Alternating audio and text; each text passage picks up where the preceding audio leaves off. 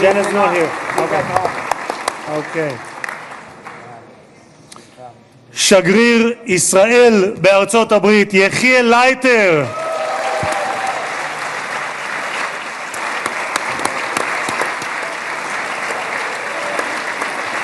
תודה.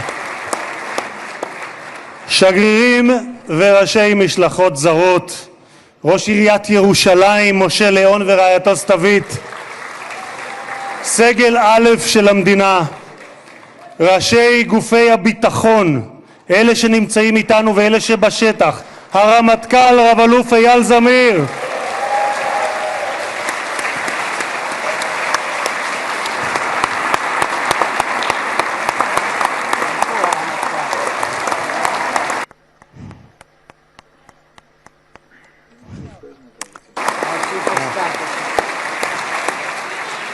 המפכ"ל רב ניצב דניאל לוי,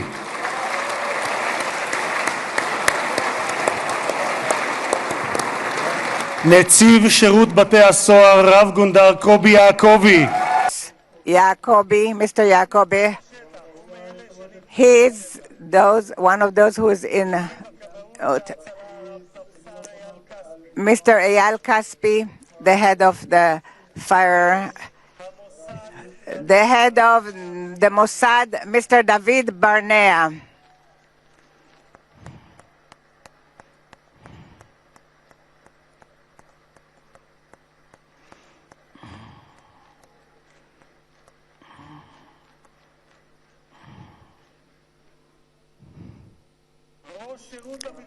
The head of the General Zini, the head of the General Security. Great success to you.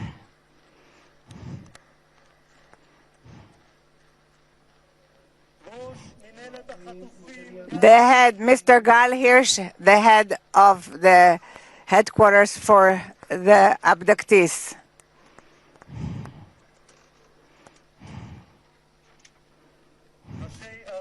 Mayors and the local authorities, the chairman of the Knesset who brought about a visit in 3 days, which usually takes 3 months, Mr. Itzik Edry, the secretary of the Knesset, the legal counsel of the Knesset,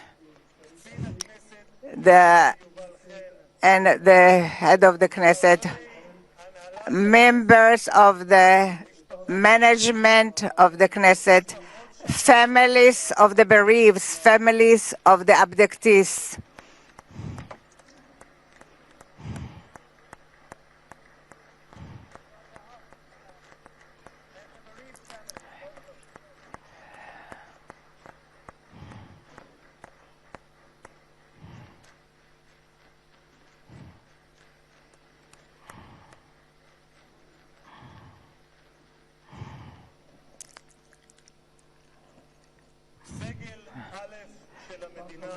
The head, great honoraries, and I am exempt the others from mentioning them, dear and the citizens of Israel. I had the special honor to bless together with you the best friend that Israel ever had in the White House.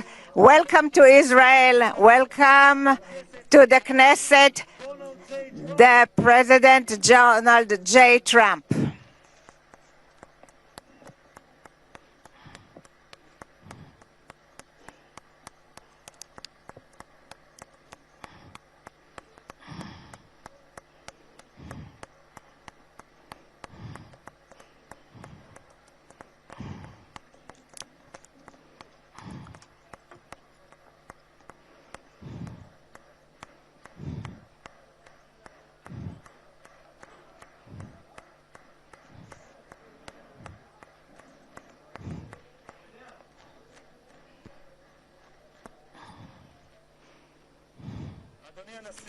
Mr. President, I would like to thank you that you granted the Knesset the honor that it is the first parliament that you are visiting in your present term. In the Jewish tradition, we are used to bless you, the one who gives us the honor. Thank you very much, Mr. President, President Trump. Honorary President, 2,000 years ago, we were exiled from our homeland, but in all the diaspora that we lived by, we never forgot Jerusalem, the beating heart of the Jewish people since its Iceland trip के लिए sweater वहीं से ले लेंगे ना? है ना पापा? पापा? हाँ? हाँ? क्या हाँ? अभी तक बताया नहीं कि आइसलैंड ट्रिप इज कैंसिल्ड? कि सारे पैसे तो गैम्बलिंग एंड बेटिंग में गवा दिए? एक लास्ट बेट। मैं जीतूंगा और हम जाएंगे। नहीं जीतेगा भाई। You become a quick money addict. Show some courage and do the right thing. SIP करो। नया फ्यूचर स्टार्ट करो। म्यूचुअल फंड निवेश बाजार जोखिमों के अधीन है। योजना से जुड़े सभी दस्तावेजों को ध्यान से पढ़ें। Transferred the embassy to Jerusalem. Thank you very much, President Trump. Thank you very much, President Trump.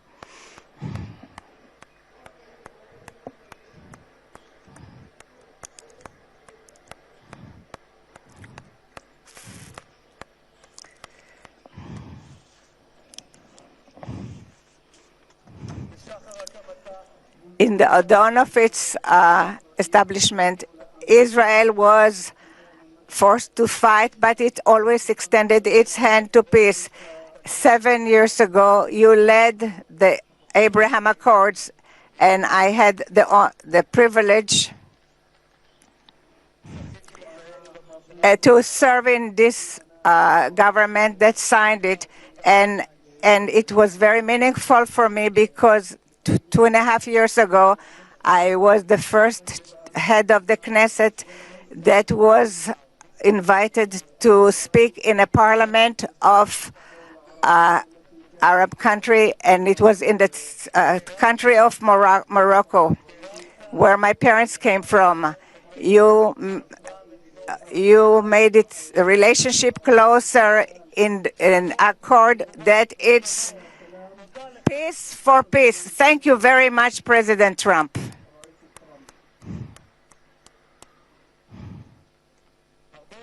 Many years before your first term, already in 2011, you identified this danger of nuclear Iran. Our nation's national security interests. We can't allow Iran to go nuclear. איום על ארצות הברית משמעו איום על העולם החופשי כולו. העקבית ששמה את Your continued that you put America first, but not America alone. Do you brought with you to the White House in your 2 terms 4 months ago, after Prime Minister started Rising Lion, you started the Midnight Hammer, which was a very brave action that there was nothing like it until you arrived at the White House. Thus, Mr. President, you prevented a nuclear holocaust that Iran wanted to bring about to the world. A country in its parliament, its elected officials cry death to America and death to Israel. And today we can say to the Ayatollahs rule in Iran will not have nuclear power. Thank you, President Trump.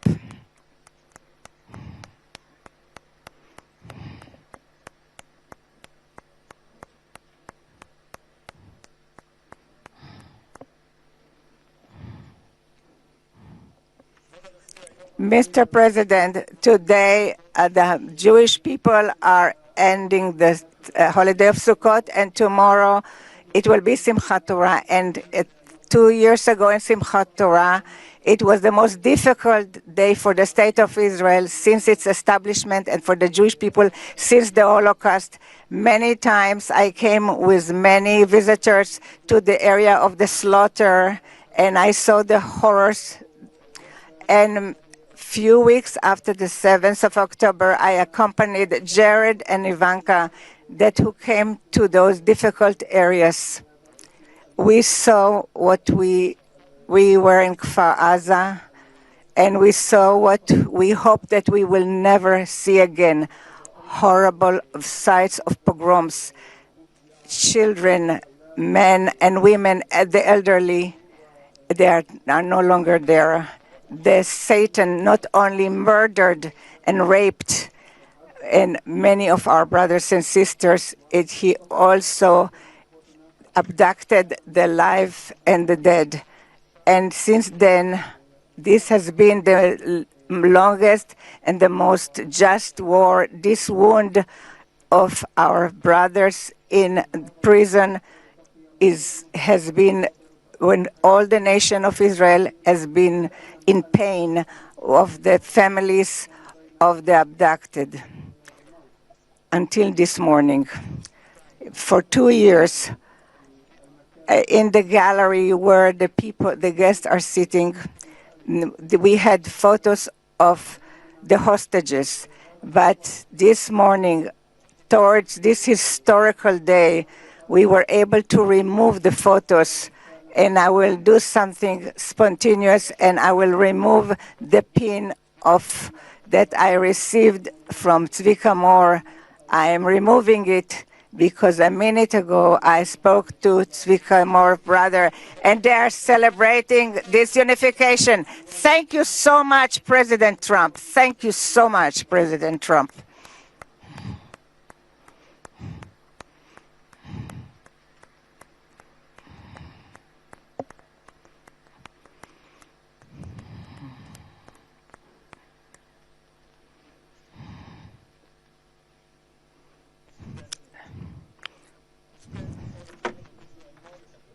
Other American president, but as a giant of Jewish history, one for whom we must look back 2.5 millennia into the mists of time to find a parallel, Cyrus the Great. You, President Donald J. Trump, are a colossus who will be enshrined in the pantheon of history. Thousands of years from now, Mr. President, the Jewish people will remember you. We are a nation that remembers. Far from being a local struggle, what we are witnessing is a global struggle, a global battle between the forces of extremism, radicalism, and fundamentalism, and those of freedom, liberty, and democracy. What the world needs now is not appeasers who feed the crocodile in the hope that they will be eaten last, like the kind we have seen recently at the UN General Assembly. And by the way, President Trump, your team has checked the teleprompters. It is working beautifully. What the world needs now are more leaders who are brave, resolute, strong, and bold. The world needs more Trumps.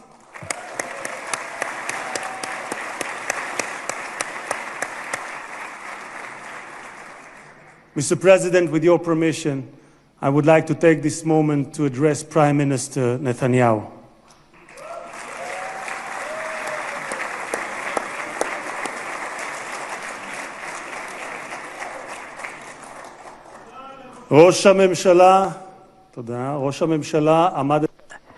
Mr. Prime Minister, the last few years, you faced great pressures. Steve Witkoff, the special envoy that fought along with you to return the hostages, said about you, the most difficult work was that of the Prime Minister. It was the Prime Minister who had to take hard decisions, how much we have to be hard towards Hamas and when we have to be more moderate. But the truth now that looking backwards, we wouldn't have reached this point if the Prime Minister Netanyahu wouldn't have acted the way he acted.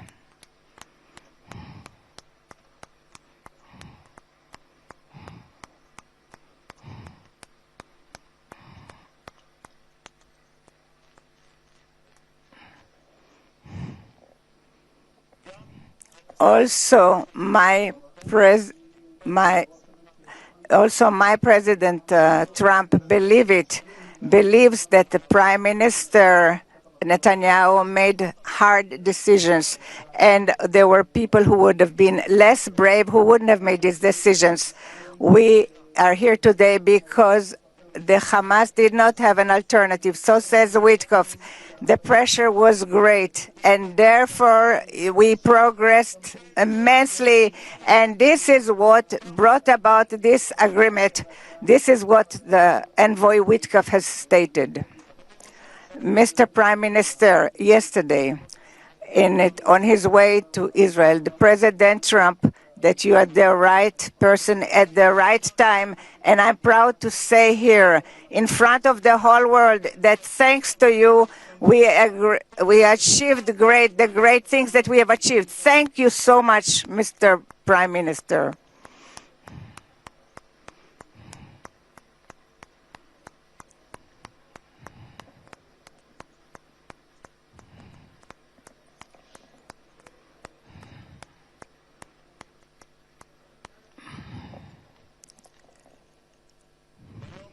This day, today, and we will thank from the depths of our heart, to the brave soldiers of the IDF, of the Israeli Defense Forces.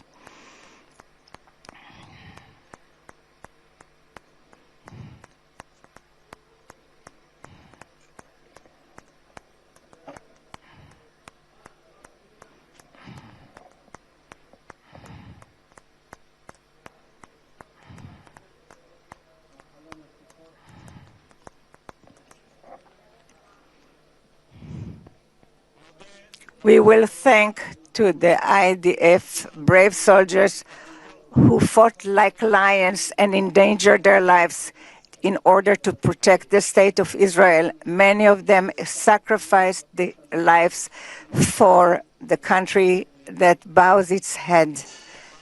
Their blood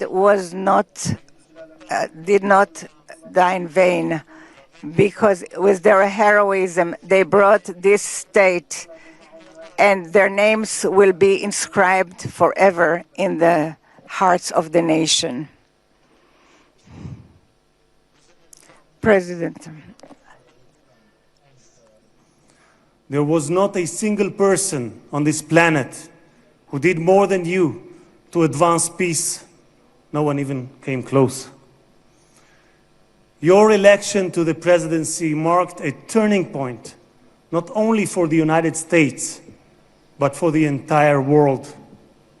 Through your strength of character and unwavering resolve, you brought an end to bloody conflicts in no fewer than 8 regions across the globe.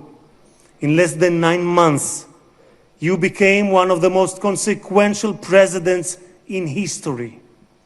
You saved countless lives that would have been lost without your leadership. And as our sages teach, whoever saves one life, it is as though he has saved an entire world. You have proven that true peace is achieved through strength, and that only those who are prepared to use force in the present can prevent the need to use it in the future. Mr.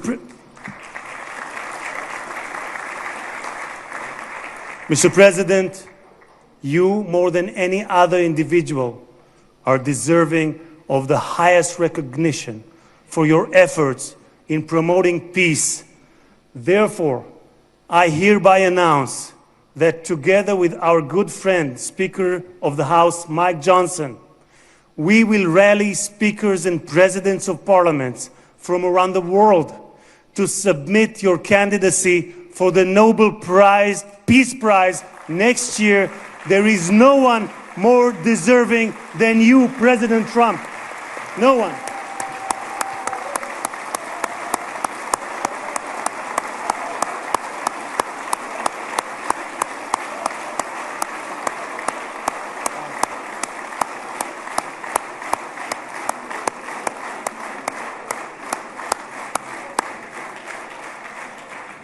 Thank you. אדוני הנשיא, אנחנו ניצבים בפני ההיסטוריה ברגע Mr. President, we are confronting history. It is a very exciting day for the citizens of Israel, a day that we all wished for. In the Jeremiah, it says that from when we hear your cry, there will be a wage for your, and they will return from the country of the enemies, and the sons returned to their borders, to their land. The book of Jeremiah. I want to wish all the hostages how happy we are and how good it is that you're back home. The President Trump, who will give us that the God Almighty will bless you, your family, your country, and all those who are dear to you, and will make America, and may God bless the state of Israel. תודה רבה וחג שמח.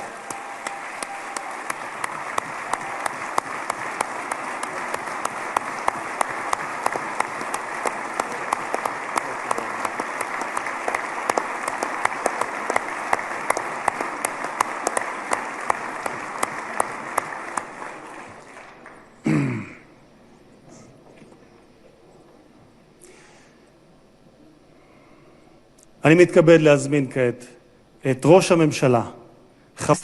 I'm inviting now Mr. Benjamin Netanyahu, the Prime Minister, to say a few words.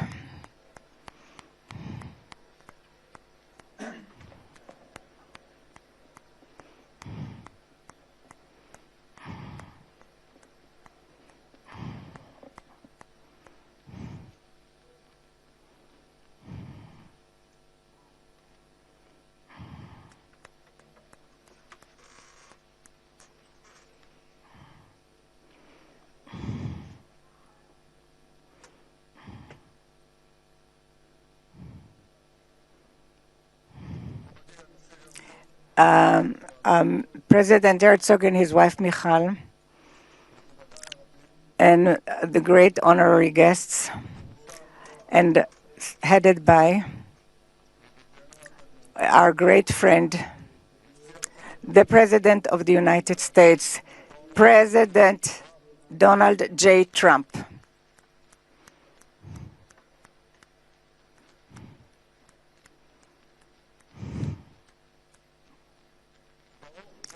Welcome to Jerusalem, our eternal capital. Welcome to Israel in this moving day, exciting day that will be inscribed in the history, on the annals of Israel, and you too, Mr. President, will be inscribed in the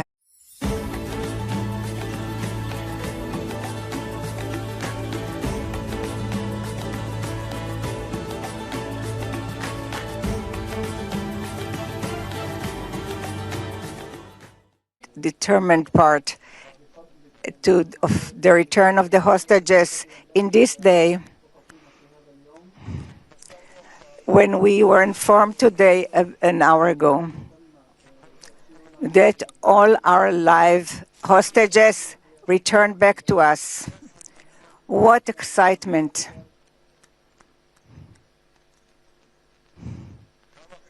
How long we've waited for this moment, and we have committed to return everyone. And I want to thank you personally and on behalf of the whole nation. Thank you, Mr. President, President Trump. Thank you, Mr. President.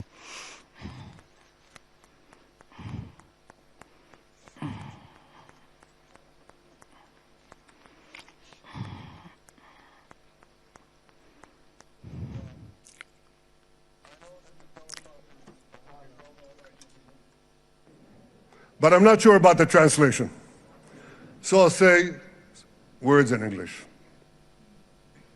President Trump, The Knesset welcomes you and your distinguished delegation to Jerusalem, our eternal capital. This is your first visit to Israel since you recognize Jerusalem as our capital and moved the embassy here. Thank you, President Trump, for that.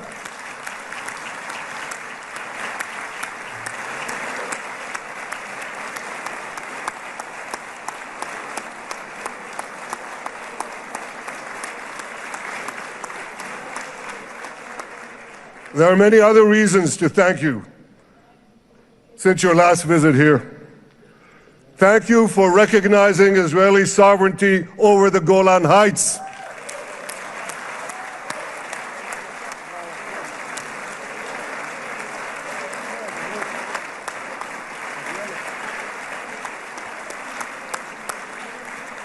Thank you for standing up to the lies against Israel in the United Nations.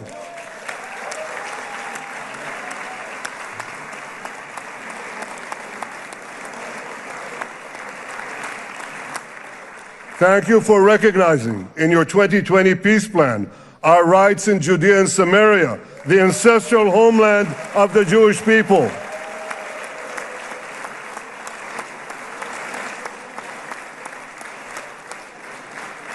Thank you for brokering the historic Abraham Accords. Abraham, Eskemei Avraham.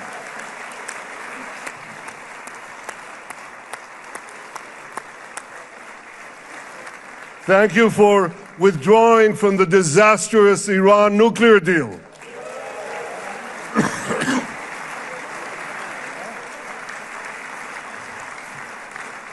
Thank you for supporting Operation Rising Lion and for your bold decision to launch Operation Midnight Hammer. Boy, is that, you got to hear this.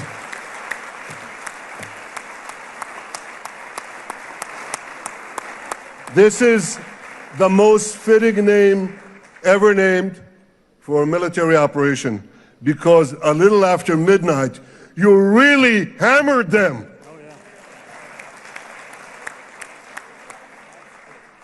My friends, this is only a partial list, but it's enough to affirm what I've said time and again. Donald Trump is the greatest friend that the state of Israel has ever had in the White House.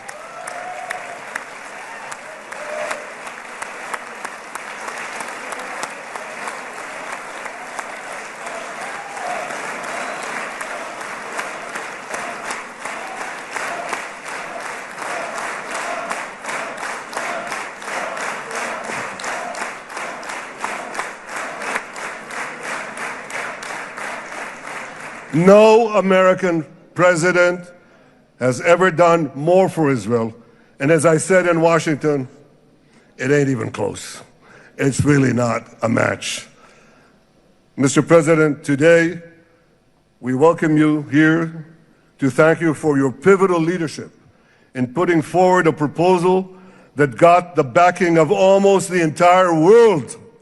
A proposal that brings all our hostages home.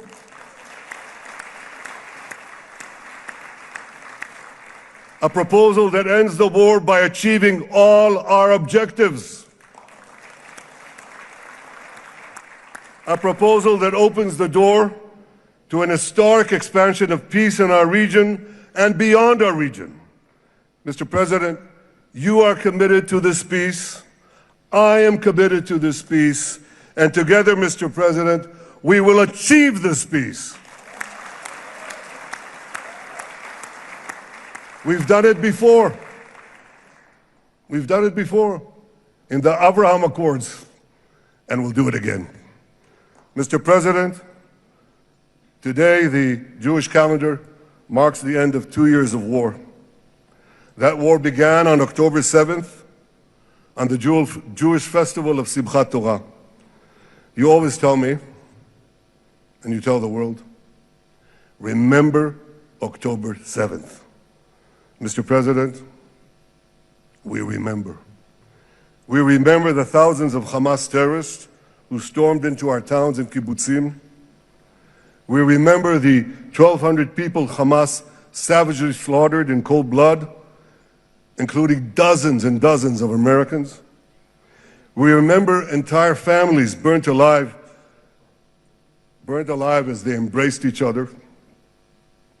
We remember the beautiful young Israelis brutally gunned down at the Nova Music Festival.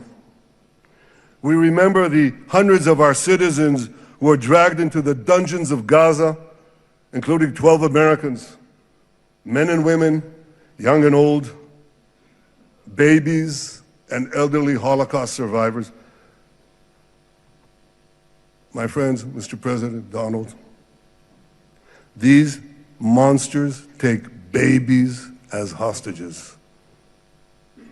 In response to this barbaric attack on October 7th, Israel did what it had to do.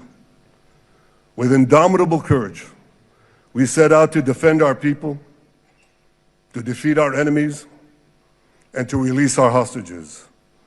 Our heroic soldiers fought like lions. They fought on the front lines of civilization and barbarism. Israel achieved amazing victories over Hamas and the entire Iran terror axis. Sinwar, Dev, Hania, Nasrallah, Assad, they're all gone.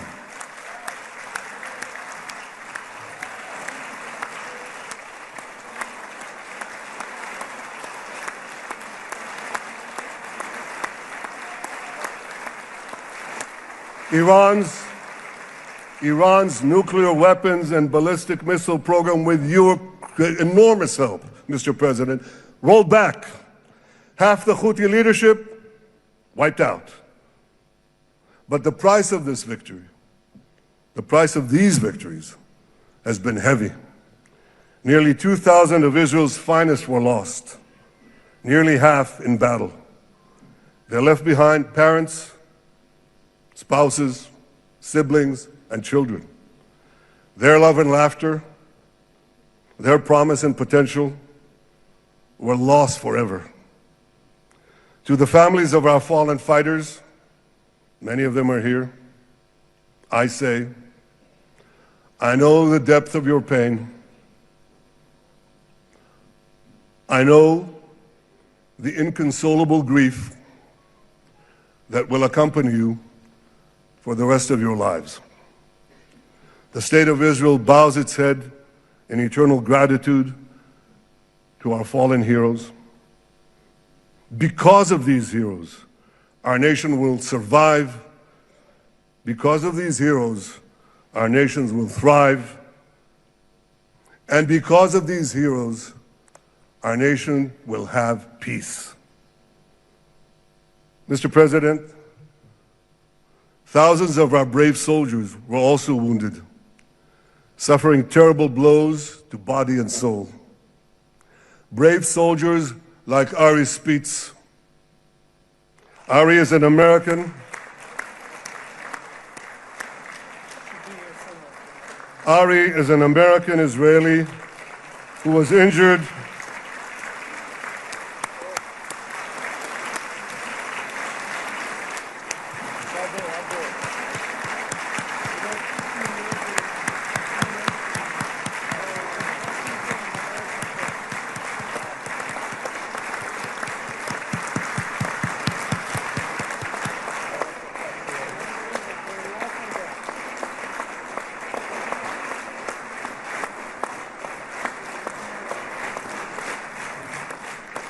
Ari is an American Israeli who was injured in Gaza while searching for Hamas terrorists and weapons.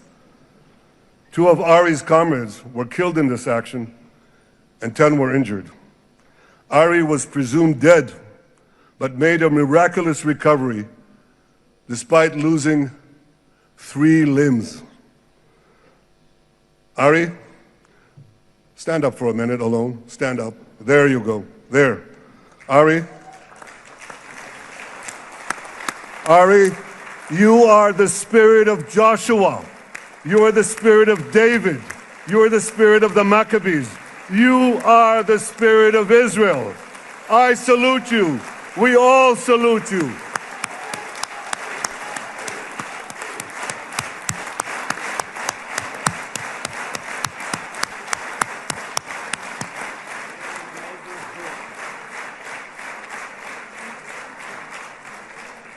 Sabine Tassa of Kibbutz Netiv HaAsara is watching us today from the Israeli consulate in Los Angeles.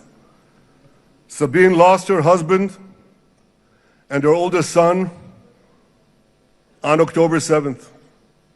She is the mother of 3 other boys. 2 of them, Koren and Shai, witnessed their father jump on a Hamas grenade to save his 2 sons. We all saw the film of those 2 boys crying out in pain, "Father is dead. Why? Why did God save me?" Mr. President, my friend Donald, I've seen some very tough things in my life. But I couldn't bring myself to watch those boys suffering again. So I didn't see this film except once. Yet Sabine, their mother, has had the strength and fortitude to show this film across the world. And my wife Sarah and I asked her, "Sabine, how do you do it? Why do you do it?"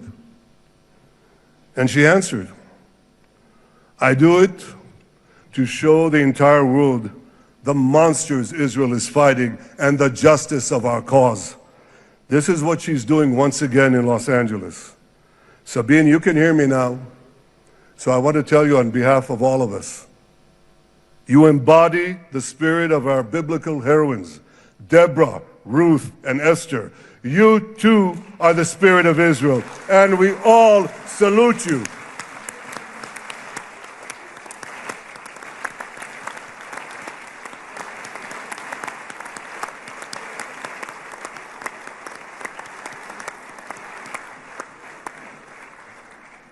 Mr. President, you asked me on our many conversations during the 12-day war with Iran, you asked me, how are the people holding up? And I said to you, our people are strong. Israelis are a nation of lions with unlimited resolve to defend our country and secure our future. The people give strength to our soldiers, and the people give strength to me and to my colleagues. The Jewish people have risen from the ashes time and again, but when we formed the State of Israel and the Army of Israel, we pledged never again would be defenseless against our enemies. And that resolute strength not only assures our survival, it assures our future, it assures peace. We have paid a high price for this war, but our enemies now understand just how powerful and just how determined Israel is. They understand that attacking Israel on October 7th was a catastrophic mistake. They understand that Israel is strong and that Israel is here to stay. And this, Mr. President, is the indispensable foundation of peace. Peace through strength. Ladies and gentlemen, this is a momentous day, a day of great joy as the remaining hostages come home. My wife Sarah and I have met with the hostage families many times. There were no words to describe their agony, only tears of bottomless sorrow and unimaginable pain. At the beginning of the war, I promised to bring all the hostages home. Today, with the indispensable help, the determined and focused help, the unremitting help of President Trump and his team, and with the incredible sacrifice and courage of the soldiers of Israel, we are fulfilling that promise.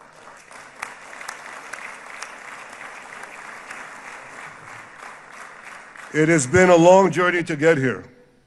In the first week of the war, our brave soldiers put military pressure on Hamas, and the international community put diplomatic pressure on them. This enabled us to secure the release of over 100 hostages. In heroic rescue attempts behind enemy lines, Israel's special forces rescued 8 live hostages and brought back the remains of dozens more. But as time went on, we all know what happened. The diplomatic pressure was turned on its head. More and more governments bought into Hamas's false propaganda. More and more governments succumbed to anti-Semitic mobs in their own countries. They just turned on Israel. They called for us to surrender to Hamas demands, just leave Gaza immediately, they said, end the war without committing to disarm Hamas, without committing to demilitarize Gaza. Had Israel succumbed to those demands, not only would Sinwar, Nasrallah, Assad, and Iran's missile and nuclear program remain intact. Not only that, because in no time, the Hamas killers would be back on the border fence, ready to repeat the horrors of October 7th again and again, as they vowed to do. But just at that point of maximum pressure on Israel, a man named Donald J. Trump was elected President of the United States.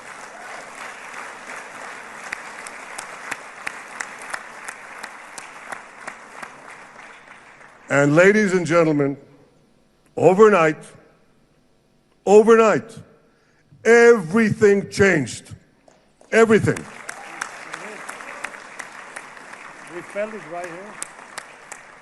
Mr. President, thanks to your unequivocal backing of Israel, we secured a second hostage deal within weeks of your election. And in the months that followed, we worked closely together to forge a path to bring the remaining hostages home and end the war. End the war in a way that ensures the disarming of Hamas, the demilitarization of Gaza, and that Gaza would never again pose a threat to Israel. 2 months ago, you fully backed my decision to send the IDF into the last Hamas stronghold in Gaza City. You shared my view that this military pressure would help free the hostages. And despite all the criticism, all the naysayers, we were right. Hamas caved in. And 2 weeks ago, you succeeded in doing something miraculous. You succeeded in doing something that no one believed was possible.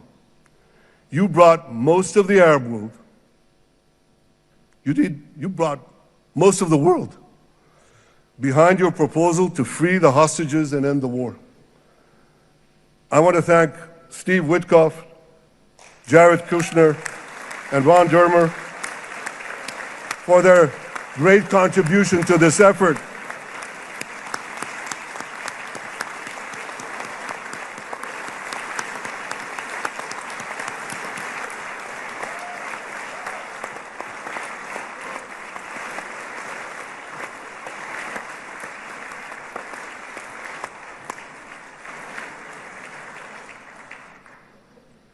And I want to thank our negotiating team.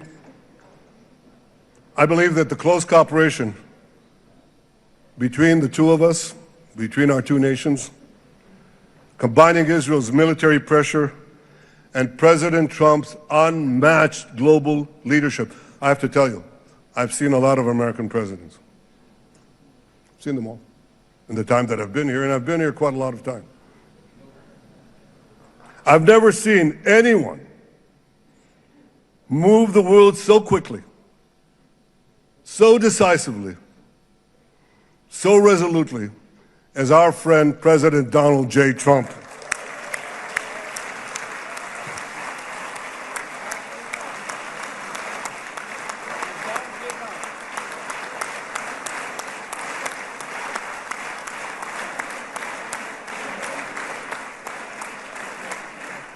With our military pressure and President Trump's global leadership, we achieved this historic moment. It's a moment of indescribable joy as our nation embraces our sons who are coming home. Mr. President, this week, Jews around the world are going to read the book of Ecclesiastes, Kohelet, in the Bible. The Bible has many miraculous moments. One of them was your decision to bomb Fordo. I think it was a pivot of history because it wasn't meant only to bomb Fordo. That action and your previous action of taking out Qasem Soleimani, the architect of death, I think that changed the balance of power in the world. You brought America back again to the driver's seat.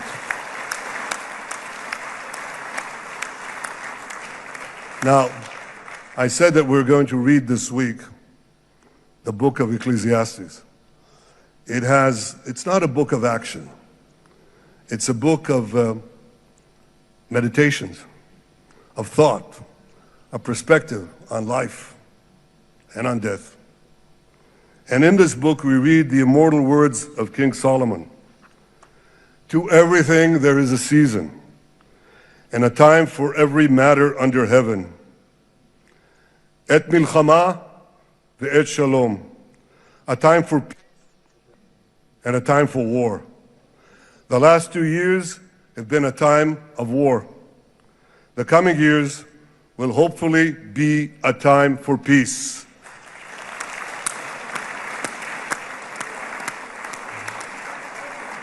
Peace inside Israel and peace outside Israel.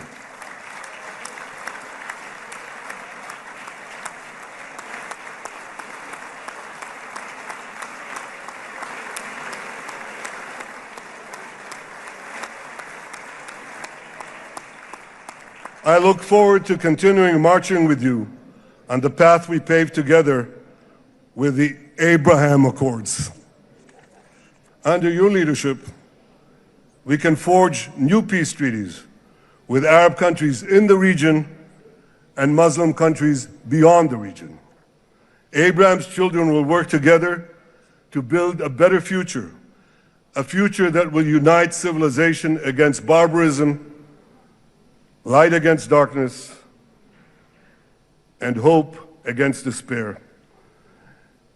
And my friends, I believe that with President Trump's leadership, this will happen a lot faster than people think.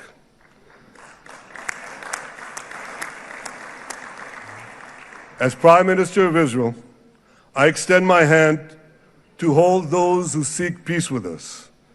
No one wants peace more than the people of Israel. Israel will always remain vigilant in defending itself, and Israel will always remain full of hope. Hope is our national anthem. Hope is our creed. Hope is our strength. It is time, my friends, to realize that hope and expand the circle of peace. Mr. President, thank you for all you have done for us. I have submitted your nomination to be the first non-Israeli recipient of the Israel Prize, Israel's highest award. As to that other prize, just a question of time, you'll get it. But I want you to get the Israel Prize, our highest award, to our greatest friend.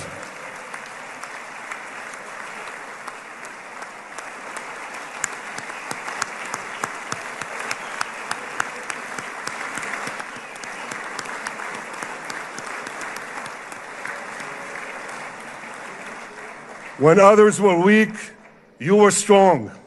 When others were fearful, you were bold. When others abandoned us, you stood by our side. On behalf of the government and people of Israel, I thank you for your extraordinary friendship. Thank you for helping bring our hostages home. Thank you for supporting Israel's march to victory. Thank you for paving a path to peace.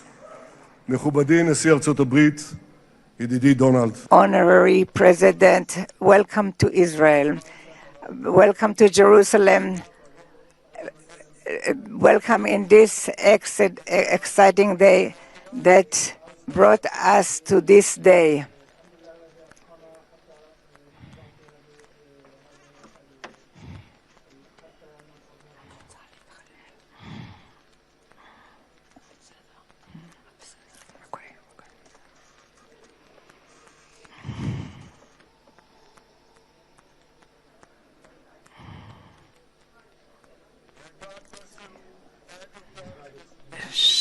May God bless America, may God bless Israel, and may God bless the covenant between our two promised lands. Thank you, Mr. President.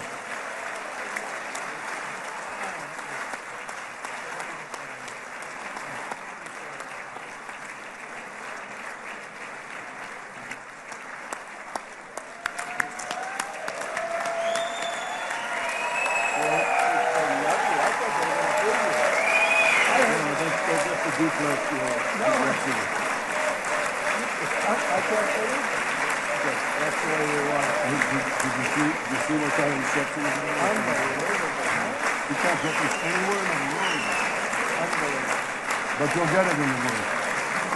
Thank you.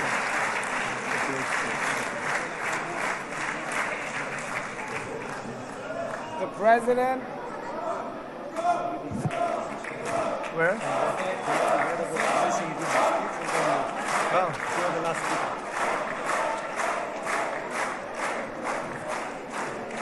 Come on up, opposition. Come on, opposition. Yeah, okay.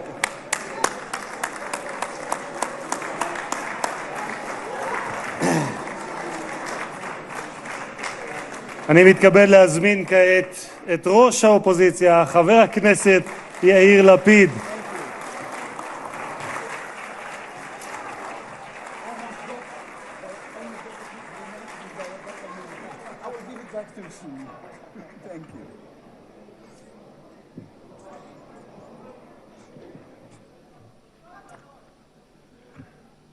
Mr. Speaker, members of Knesset, ministers, President Herzog, Prime Minister Netanyahu, distinguished guests, Your Excellency, President Trump.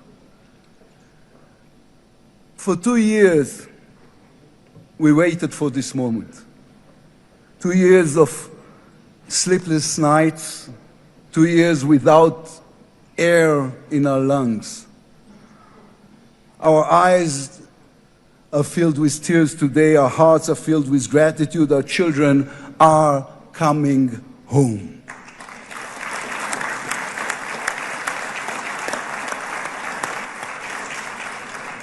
In the Babylonian Talmud, a sacred book of the Jewish people, it is written, whoever destroys one life, it is as though he destroyed an entire world, and whoever saves one life, it is though as he has saved an entire world. Mr. President, you have saved the lives of our hostages.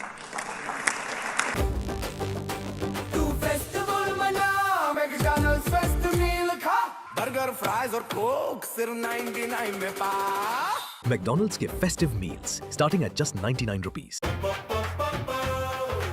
Thousands of soldiers who will now not fall in battle, and you have saved millions from the horrors of war. You have saved more than one life, and each life is an entire world. This is a historic moment, and a reminder that history is shaped by people. It is shaped by those who know the past, but have the vision to change the future. When you were elected, you declared that you would be the president of peace. You have kept your word. The fact that you were not awarded the Nobel Peace Prize is a grave mistake by the committee. But they will have no choice, Mr. President. They will have to award it to you next year.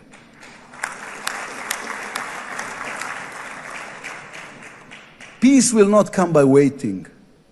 It will come by building, by reaching out, and by daring once again to believe. You, Mr. President, have done the unimaginable We will be eternally grateful. But we also need to take responsibility.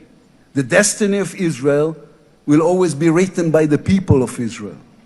We must now prove ourselves worthy of what has been achieved. From its founding, Israel has said to the world that our strength, our power, rest upon our values. Israel is the strongest country in the Middle East because we are the only democracy in the Middle East. Because we believe in the principles laid in our Declaration of Independence, which says Israel will ensure complete equality of social and political rights to all its inhabitants, irrespective of religion, race, or sex. It will guarantee freedom of religion, conscience, language, education, and culture. It will safeguard the holy places for all religions. Those are our values. That is who we are as people, as a country.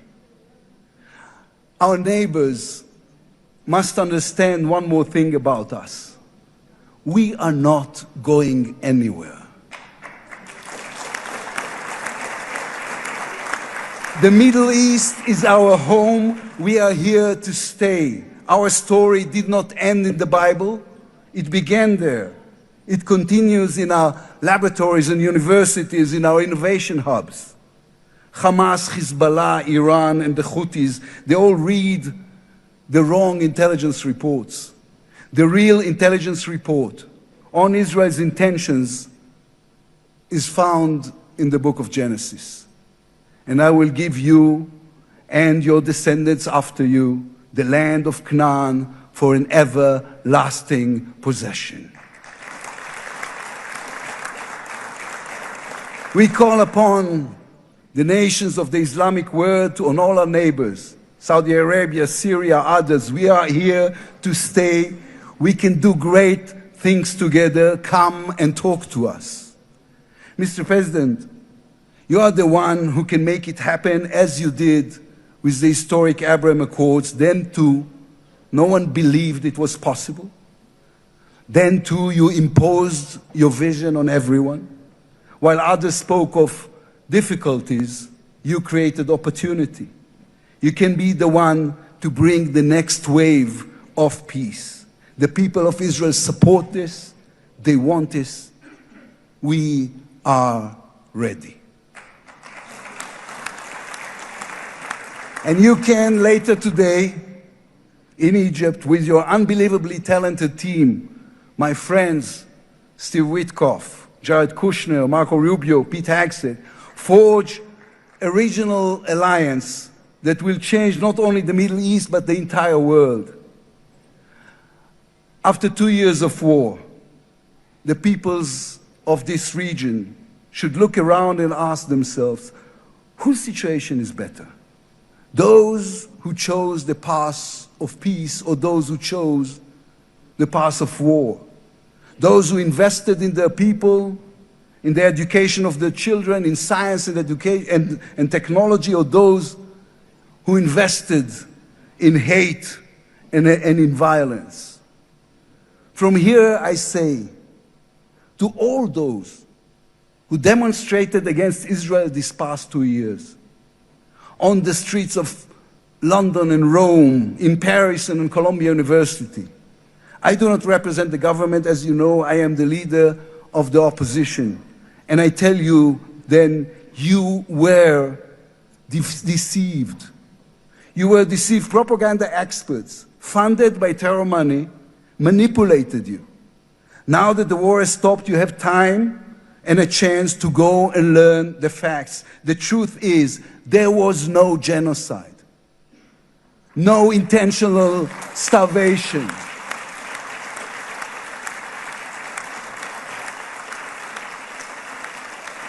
The truth is, there was an army and a country fighting in the most complicated conditions imaginable against terrorists who send their own children to die for a follow-up, who use their own children as human shields. The truth is, that a democratic state was attacked by a fanatical terrorist organization. 1,200 people were killed in one day, women were raped, babies were burned alive. And all the while, they played with your minds, selling you the absurd idea that supporting Islamic terror is somehow a liberal value. There is good and evil in this world. When you stand with Hamas, you stand with evil. When you stand with Hezbollah, you stand with evil. When you stand with the Iranian regime, you stand with evil. When you stand with Israel, you stand on the side of justice.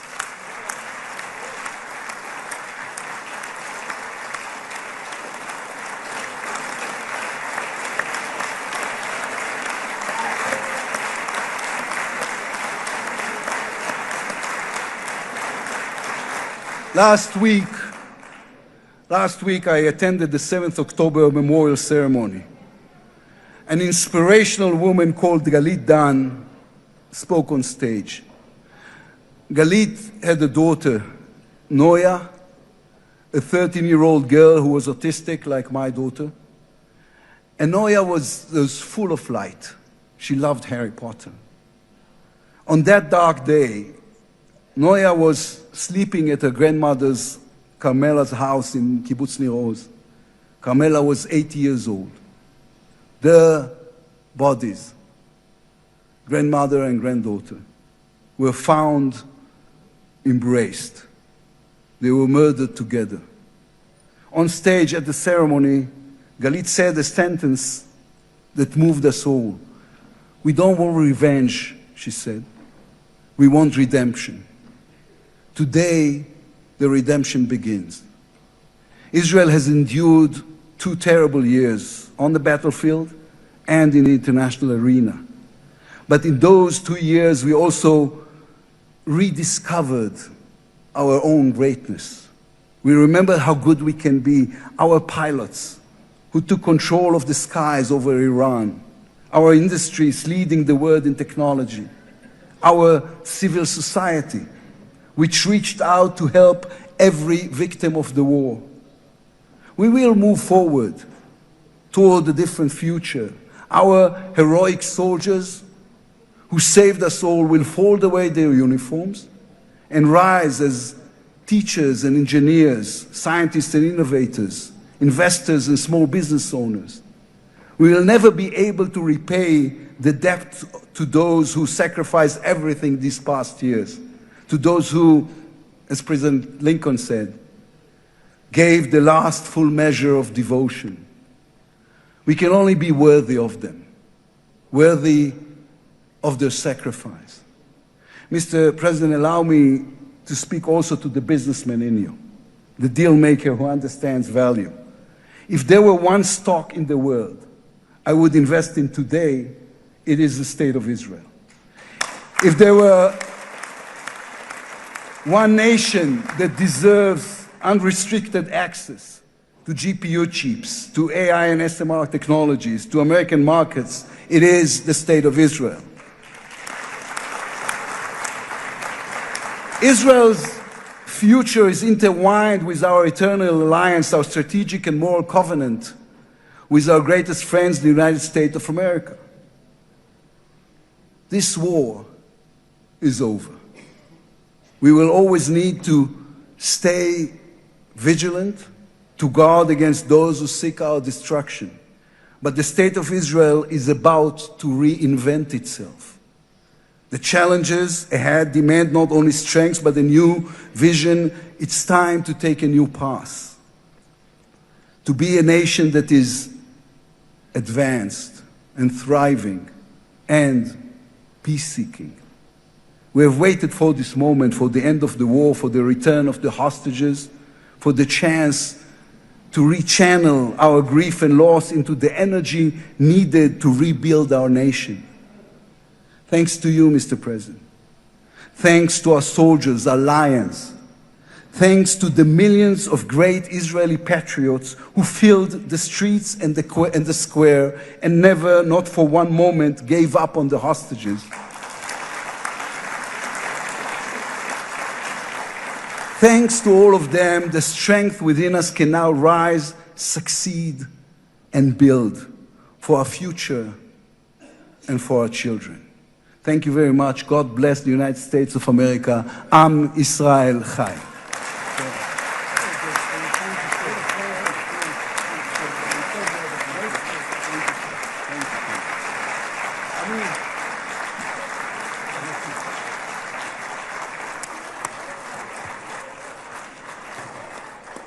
אני מודה לראש האופוזיציה. I would like to thank the head of the opposition, members of the Knesset, President of the United States of America, His Excellency Donald J. Trump, to address the Knesset.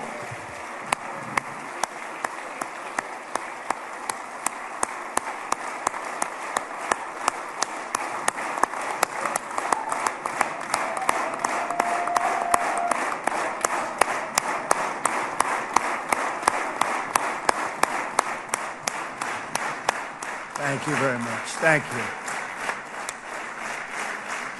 Thank you very much, everybody. It's a great honor. Nice place. Very nice place. Mr. President, Mr. Prime Minister, Mr. Speaker, esteemed members of the Knesset and cherished citizens of Israel, we gather on a day of profound joy, of soaring hope, of renewed faith, and above all, a day to give our deepest thanks to the Almighty God of Abraham, Isaac, and Jacob.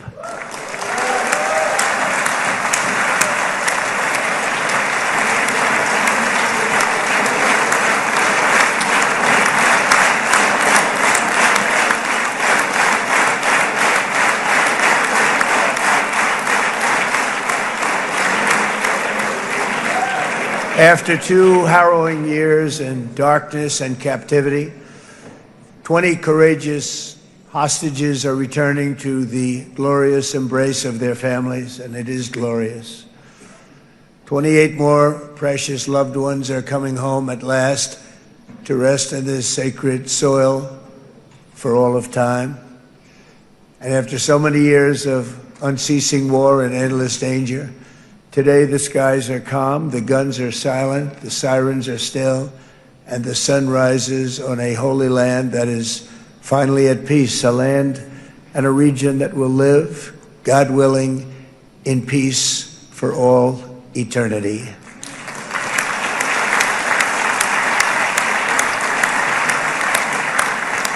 This is not only the end of a war, this is the end of an age of terror and death, and the beginning of the age of faith and hope and of God. It's the start of a grand concord and lasting harmony for Israel and all the nations of what will soon be a truly magnificent region. I believe that so strongly. This is the historic dawn of a new Middle East. I want to express my gratitude to a man of exceptional courage and patriotism, whose partnership did so much to make this momentous day possible. You know who I'm talking about. There's only one, Prime Minister Benjamin Netanyahu. Bibi, please stand up.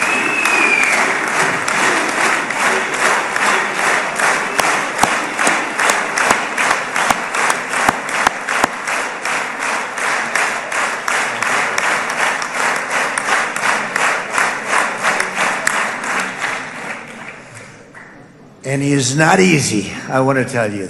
He's not the easiest guy to deal with, but that's what makes him great. That's what makes him great.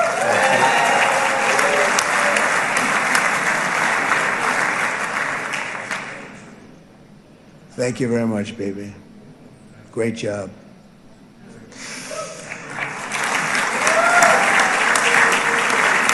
And let me also convey my tremendous appreciation for all of the nations of the Arab and Muslim world that came together to press Hamas to set the hostages free and to send them home. We had a lot of help. We had a lot of help from a lot of people that you wouldn't suspect, and I want to thank them very much for that. It's an incredible triumph for Israel and the world to have all of these nations working together as partners in peace. And it's pretty unusual for you to see that, but it happened in this case. This was a very unusual point in time, a brilliant point in time. Generations from now, this will be remembered as the moment that everything began to change, and change very much for the better. Like the USA right now, it will be the golden age of Israel and the golden age of the Middle East. It's going to work together. I'd like to thank several great American patriots for their invaluable help in getting something done that almost everyone thought was absolutely impossible. We were wasting our time. So many people said, "You're just wasting your time." But we weren't, because we had talented people working with us, and we had people that loved your country, and frankly, people that loved the region. They loved the Middle East. I want to thank my friend Steve Witkoff.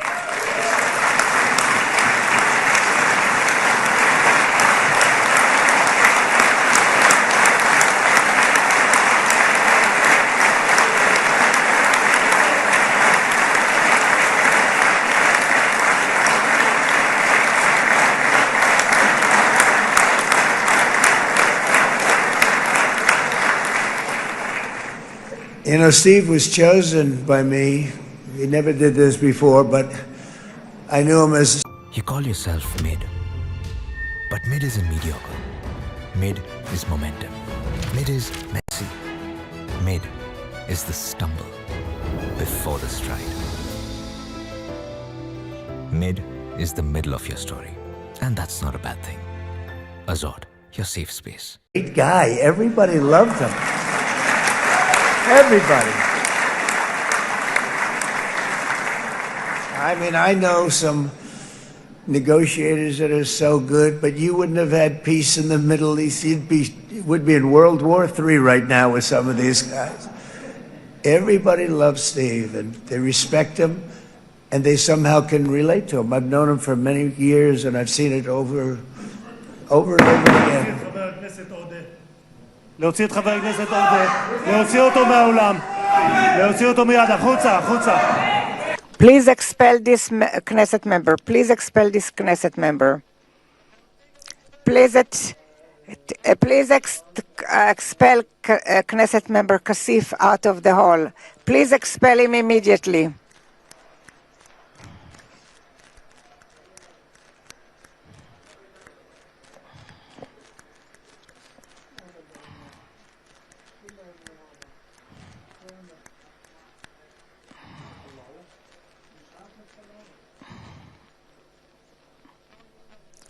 And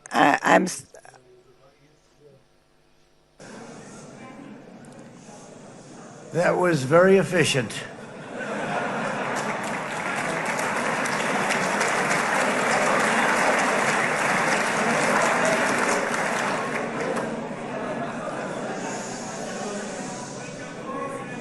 So back to Steve. He's...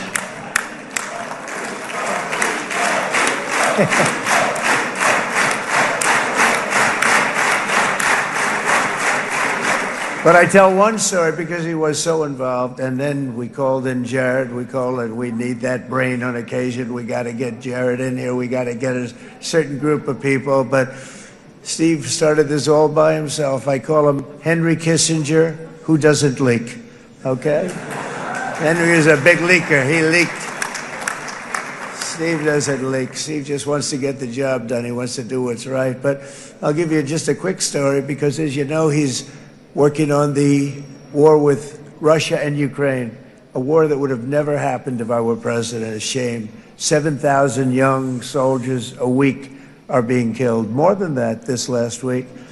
It's a shame. It should have never happened. But it did happen, and we won the race, and I took over this horrible war that's been raging, and I thought it would be easily settled. I thought it was a hell of a lot easier than doing what we just did very successfully with Israel and a lot of other people. But this came first, and we'll get that one. But I set up a meeting for him to meet with President Putin, thinking it would be a 15 or a 20-minute meeting. Steve had no idea about Russia, had no idea about Putin too much, didn't know too much about politics, wasn't that interested. He was really good at real estate, but he had that quality that I was looking for, and I didn't see it around in too many ways. And I set up the meeting with Putin, and I called. I said, is Steve finished yet? That was about a half an hour into the meeting. No, sir, he's not. He's still inside. This is in Moscow. I said, well, how's he doing? I don't know, sir. He's still inside. I called up an hour later. Let me speak to Steve. Sir, he's still with Putin. He's with President Putin. I said, wow, that's a long meeting, 1 hour. I called up an hour later. He was still with Putin. 3 hours later, he was still with Putin. 4 hours later, he started to get the word that he was going to be coming out soon. And in 5 hours, he came out. I said, what the hell were you talking about for 5 hours? And he says, just a lot of interesting things. We're talking about a lot of interesting things, including what he went in there for, but you can't talk about it for 5. You can talk about it for a certain period of time, and you know what you're getting. But that's a talent.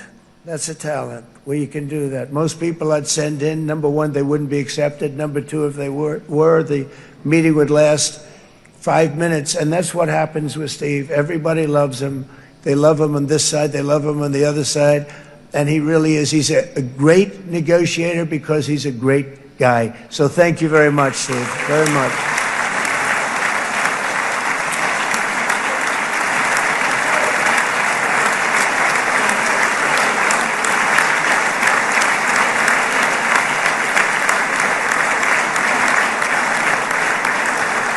And let me also give a very special thanks to someone who truly loves Israel. In fact, loves it so much that my daughter converted. My daughter converted. I didn't know this was going to happen. And Ivanka's here.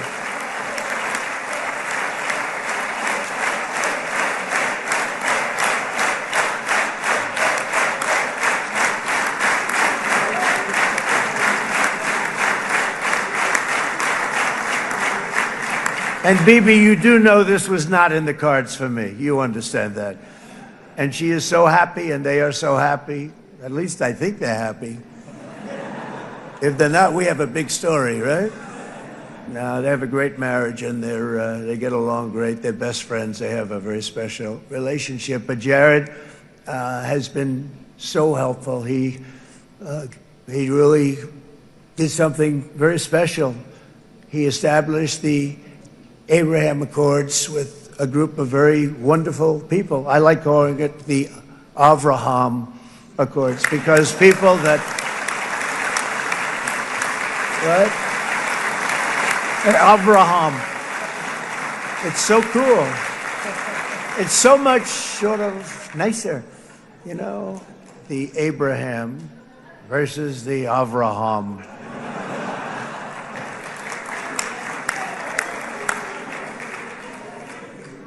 I just don't want to sound too sanctimonious when I do it, so, you know, I sort of split it up. This way we keep everybody happy. But we have some very great talent, and they have no excuses for anything that's taken place, because we had some unbelievably good people working on this. And then you're going to add a man named Marco Rubio, who is also here. That's right.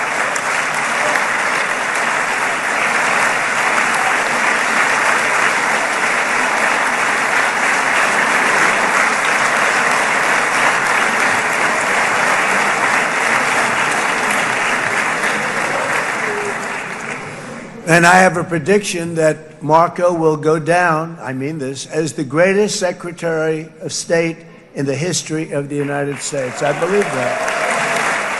I believe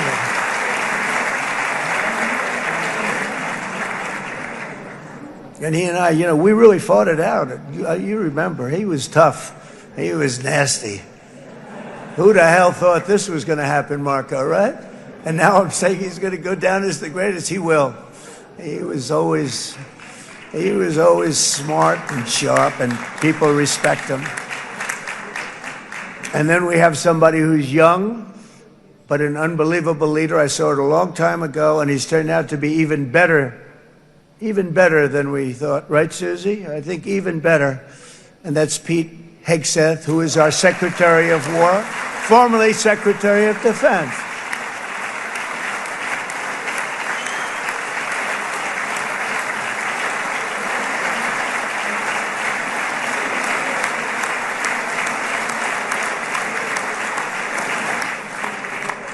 And as you know, we decisively won World War I. We decisively won World War II decisively. And everything in between and everything before it, we won everything. And then they had the brilliant idea of changing the name from war, it was war, to defense. And with that went a certain thinking. And we fought in a very politically correct way after that. We always had the strongest military, and now we have a stronger military than we've ever had before. Because of my first term, I've totally rebuilt the military, every aspect of it. But we have, if you think, we settled 8 wars in 8 months. I'm now including this one, by the way, if that's okay. They may say, well, that was quick. Because yesterday I was saying 7, but now I can say 8. The hostages are back. The hostages are back.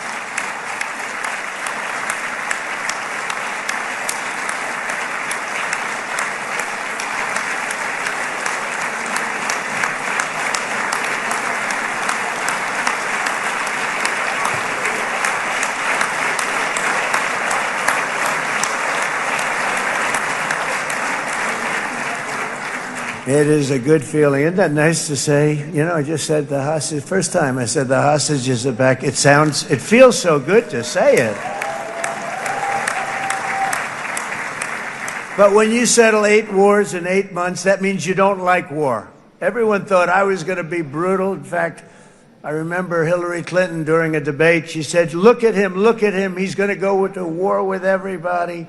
And actually, she said, he's got a personality that's all about war. No, and my personality actually is all about stopping wars. And it seems to work. It seems to work. But it also means this name change and our attitude that we're not going to go into a war. But if we do, we're going to win that war like nobody has ever won a war before. We will not be politically correct, but we're not going to be there. And I think, as you mentioned, Bibi, before, peace through strength. And that's what it's all about. The United States has the greatest and most powerful military in the, right now, history of the world. I can tell you we have weapons that nobody's ever dreamt of. I only hope we never have to use them. I rebuilt the military. I was proud to do it, but some of the things I hated to do. I hated certain of the weapons because the level of power is so enormous. It's so dangerous, so bad. But we have to do what we have to do. We make the best weapons in the world, and we've got a lot of them. And we've given a lot to Israel, frankly. And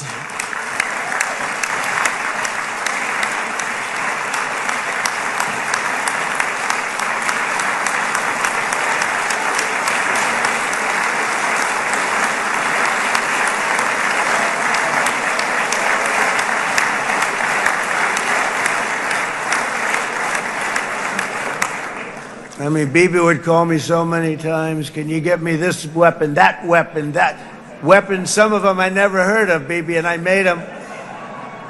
But we'd get them here, wouldn't we? And they are the best. They are the best. But you used them well. It also takes people that know how to use them. And you obviously used them very well. But so many that Israel became strong and powerful, which ultimately led to peace. That's what led to peace. So as we celebrate today, let us remember how this nightmare of depravity and death all began.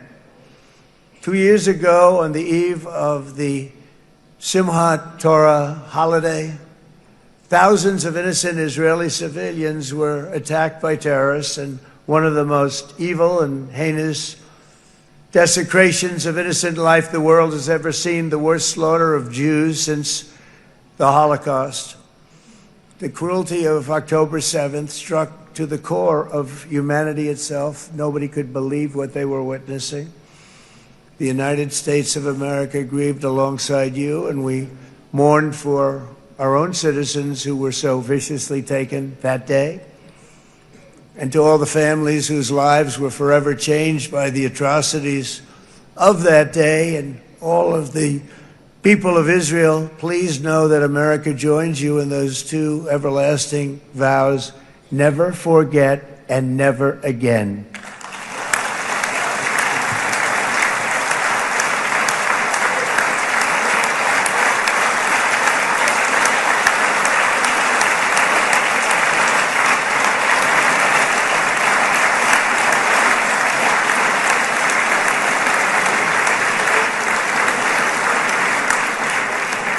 From October 7th until this week, Israel has been a nation at war, enduring burdens that only a proud and faithful people could withstand. It was a very tough period of time.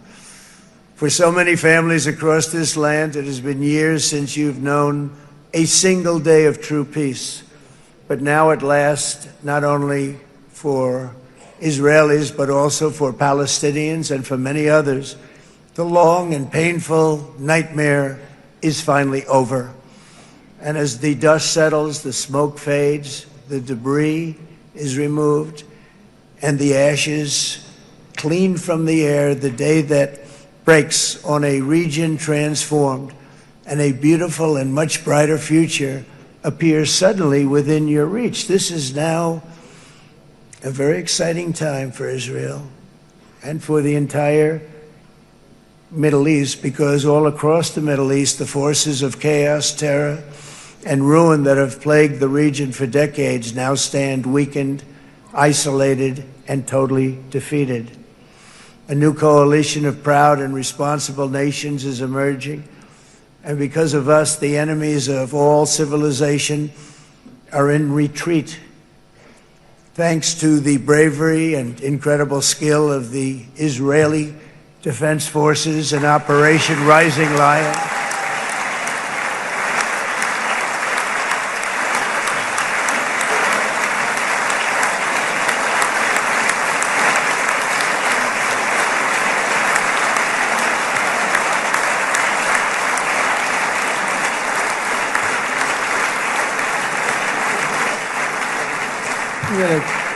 guy's central casting. Let's put him in a movie. Look at him. Great job.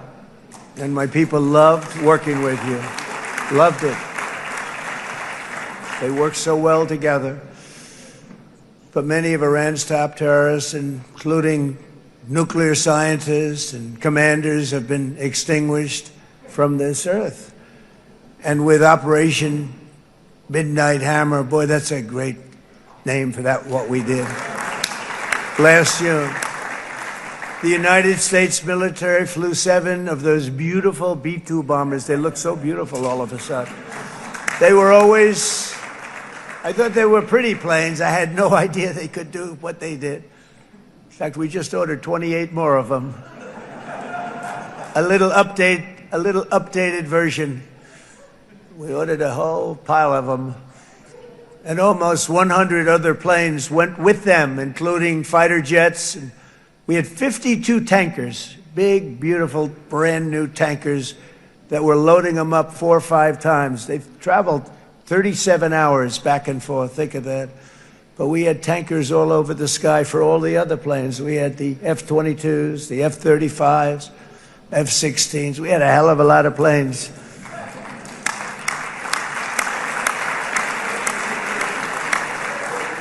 So we had 52 gas stations in the sky. That's what they call them.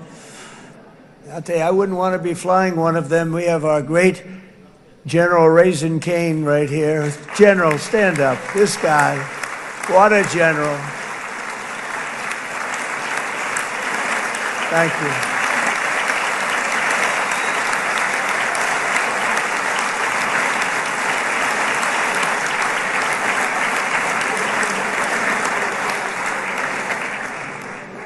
I asked General Kane, I said, we're having problems with ISIS, and I was in Washington, and I asked, how long would it take to defeat ISIS? And my Washington generals told me, 3, 4, maybe 5 years, sir. I said, I don't get it. We got the best equipment in the world. Why?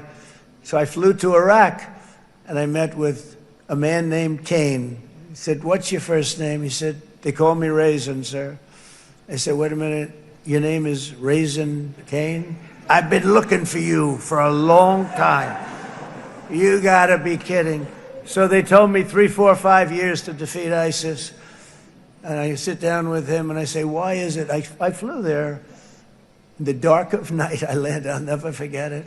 It's quite a trip. I'm glad I made it because I met him. I said, could I ask you, General? I come down. He said, with another general and a sergeant. Everybody was like central casting. They could go into a movie right now. Between him and you guys over here, we could get rich making movies, okay? And they got along so great. That's the beautiful thing, that your military and our military, Bibi, got along so great. But I was told by the television generals in Washington, we have the best equipment in the world. Why is it taking so long? And they said, 4 years. I said, so let me ask you, Raisin, how long would it take you to defeat ISIS? Sir, we can do it in 3 weeks, but you'll probably have some time left over. I said, you gotta be kidding. What the hell are you talking about? They said 4 years. I said, well, sir, look, it's not my place to say, but you're asking me the question. What you have to do is you hit him from the west, you hit him from the north, you hit him from the south, you hit him above, you hit him below. I said, so why didn't they do it? And he didn't want to speak badly of his superiors, which is hard to believe they were his superiors. Should have been the other way around a long time ago, because he's the one that did Operation Hammer. It was flawless. It was flawless. It was absolutely flawless. And I said, so you really think you can do it in 4 weeks? Yes, sir, 100%. You have to do it differently than they were doing it. They were using one base, and it was hundreds of miles away. And he says, we have all these portable bases all over the Middle East. And they didn't want to use them because they didn't want to offend the country where the portable, they wouldn't have even known what the hell the planes were going up, right? They wouldn't have known, but he said, no, they didn't want to defend anybody, offend anybody, but we can do it in 4 weeks. I said, you sure about that? I'm going to call you back. I'll call you back on Monday. I'm going back to Washington. But you think 4 weeks? Yes, sir, I think we can do it in 4 weeks. We'll have time left over. So I call him on Monday. I say, you think you can do it? 4 weeks. I said, go ahead and do it. He did it. I'll tell you, he did it in 4 weeks, less than 4 weeks. So, General, stand up, please. Again, this is a real general. This is not a television general. He doesn't want to go on television.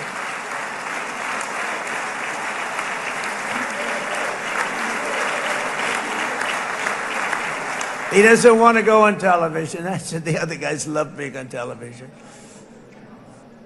So we dropped 14 bombs on Iran's key nuclear facilities, totally, as I said originally, obliterating them. And that's been confirmed, and everybody understands it. Together we stopped the #1 state sponsor of terror from obtaining the world's most dangerous weapons. And if you think about it, if we didn't do that, and assuming we made the same deal that we have today, there'd be a dark cloud over this deal. And #1, it wouldn't happen because the other Arab and Muslim nations really wouldn't feel comfortable making the deal that we have now, right? If Iran had that nuclear weapon that they were about 2 months away from having. They would have had it in 2 months or maybe less than that. They were right at, this was our last shot. They looked at it for 22 years.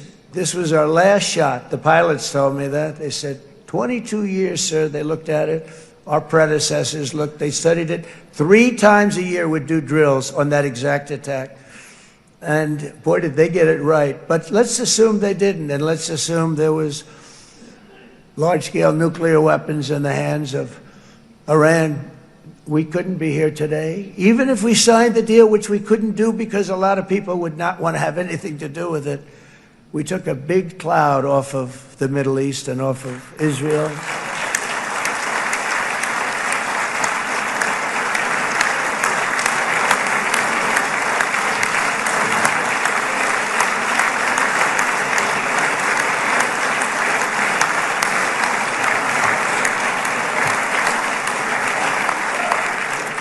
And it was my honor to help. But isn't it true, though, that can you imagine the same, let's assume, Bibi, the same documents, we had everything the same, but you had somebody out there that was, in the opinion of everybody, all-powerful in the Middle East. They took a big hit, didn't they? Didn't they take a big hit? Boy, oh boy.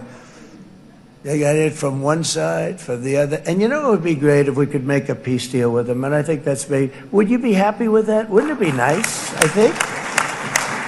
Because I think they want to. I think they're tired.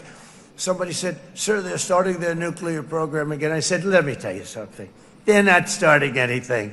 They want to survive. The last thing they want to do is start digging holes again in mountains that just got blown up and start... They're not doing this. They want to survive, okay? But I think we have a chance. Steve, you, and I think Jared, come on, I'll call you back for another one. We always bring Jared when we want to get that deal closed. We bring Jared, but Steve, you and Jared and the General and Pete and Marco, you'll get that deal done easy. I think that'll be easy. But first we have to get Russia done. We got to get that one done. If you don't mind, Steve, let's focus on Russia first, all right? We'll get it done. In Lebanon, the dagger of Hezbollah, long aimed at Israel's throat, has been totally shattered. My administration is actively supporting the new president of Lebanon in his mission to permanently disarm Hezbollah's terror brigades. He's doing very well. And build a thriving state at peace with its neighbors. And you're very much in favor of that, I know. And good things are happening there, really good things. And with this week's ceasefire, we've achieved the most challenging breakthrough of them all. The most challenging breakthrough maybe ever. I mean, I've never seen anything like it. I've been involved in a lot of success. I have never seen anything like what's going on today all over the world. People are dancing in the streets, not just in Israel. They're dancing in the streets of countries that would have never danced in the street about what's happening today. They're dancing in those streets. So this long and difficult war has now ended. You know, some people say 3,000 years, some people say 500 years, whatever it is. It's the granddaddy of them all. And in an unprecedented achievement, virtually the entire region has endorsed the plan that Gaza will be immediately demilitarized, that Hamas will be disarmed, and Israel's security will no longer be threatened in any way, shape, or form.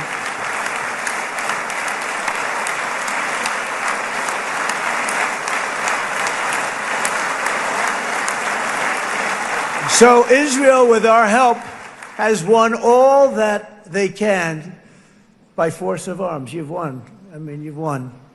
Now it's time to translate these victories against terrorists on the battlefield into the ultimate prize of peace and prosperity for the entire Middle East. It's about time you were able to enjoy the fruits of your labor.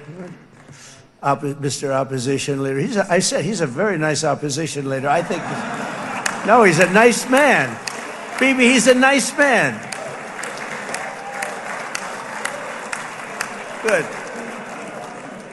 He knows what he's doing, right? No, a very nice guy. Well, see, now you can be a little bit nicer, Bibi, because you're not at war anymore, Bibi.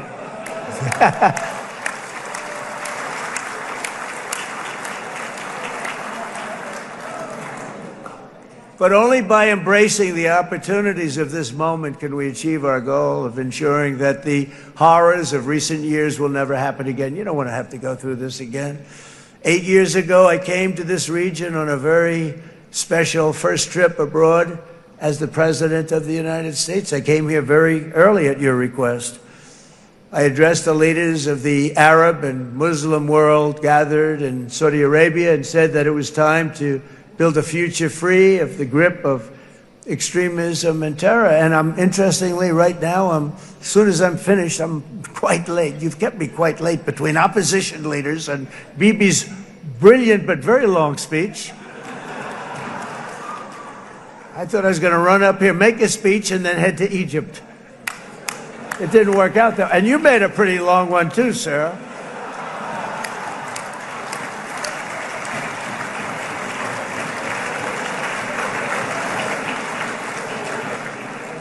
But I liked what you all said. It could be worse. Supposing on top of it, I didn't like what you said. That would be no good, Ron, would it? Ron, you did a great job, by the way, Ron.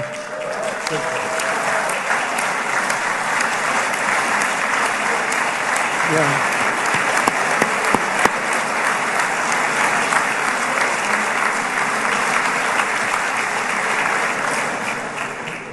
So I'm going to be meeting, actually, in a little while, I'm going to be meeting with the most powerful, the richest nations, really, in the world, although now, with the tariffs, the United States is by far the richest nation in the world, as you probably have been reading. But the richest nations, most powerful nations, tremendous, headed by some tremendous people in many cases. Some cases I wouldn't say necessarily I would endorse. But I will tell you, some incredible people that really helped us make this all possible. So I'll be going there. I'll be quite late. They might not be there by the time I get there. But we're going to give it a shot.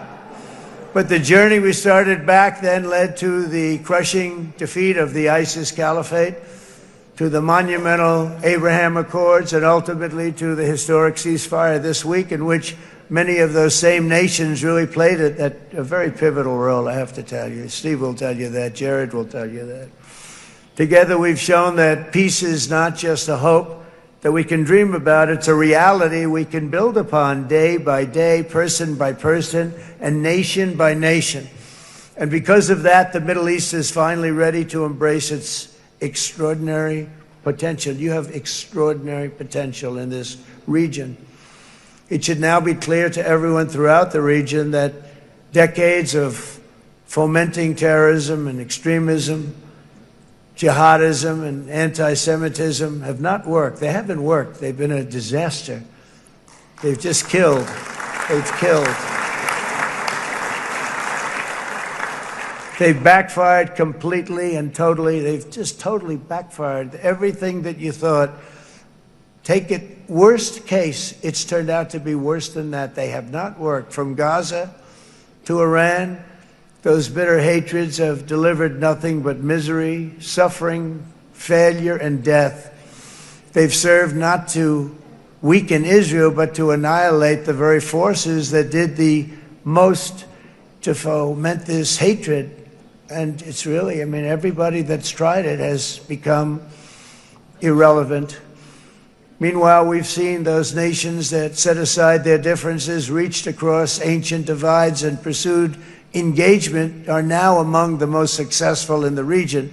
They're getting along with Israel, and they're doing great.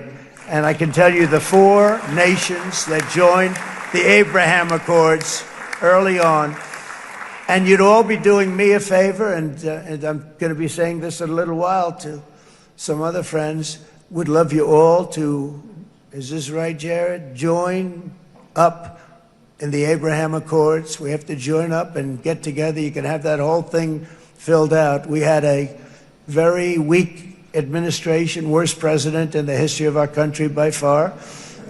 And Barack Obama was not far behind, by the way.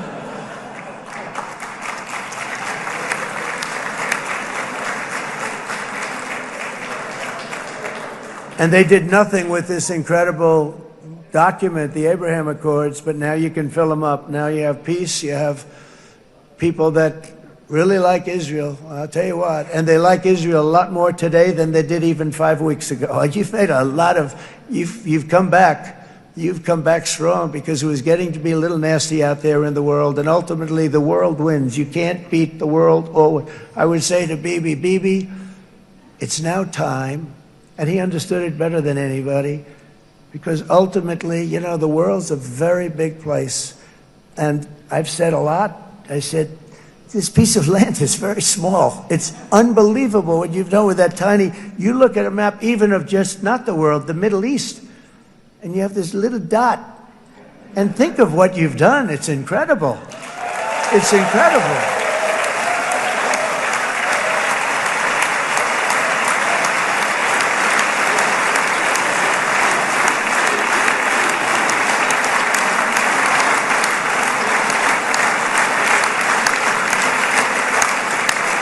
But the world is loving Israel again. And I said to Bibi, you know, the world is big and it's strong. And Ron, ultimately, the world wins. And we don't have to worry about that now. But there was getting to be a period of time over the last few months, you know, the world wanted peace and Israel wanted peace. Everybody did. Everybody did. And what a victory it's been, right? What a victory it's been. If you would have gone on for 3-4 more years, keep fighting, it was getting bad. It was getting heated. The timing of this is brilliant. And I said, Bibi, you're going to be remembered for this far more than if you kept this thing going, kill. It would be it would not be the same. And I just want to congratulate you for having the courage to say, that's it, we've won. And now let's enjoy our lives and let's rebuild Israel and make it stronger and bigger and better than it's ever been before. We're going to do that. Took a lot of guts. And the choice for Palestinians could not be more clear. This is their chance to turn forever from the path of terror and violence. It's been extreme, to exile the wicked forces of hate that are in their midst, and I think that's going to happen. I've met some people over the last couple of months that want to see it happen very much, and after tremendous pain and death and hardship, now is the time to concentrate on building their people up instead of trying to tear Israel down. We don't want that to happen again. And the total focus of Gazans must be on restoring the fundamentals of stability, safety, dignity, and economic development so they can finally have the better life that their children really do deserve after all these decades of horror. I intend to be a partner in this effort in the sense that we're going to help and we're going to do something that became unbelievably popular. Everybody wants to be on it. It's called the Board of Peace, okay? How about that? Is that a beautiful name? Like a board of peace.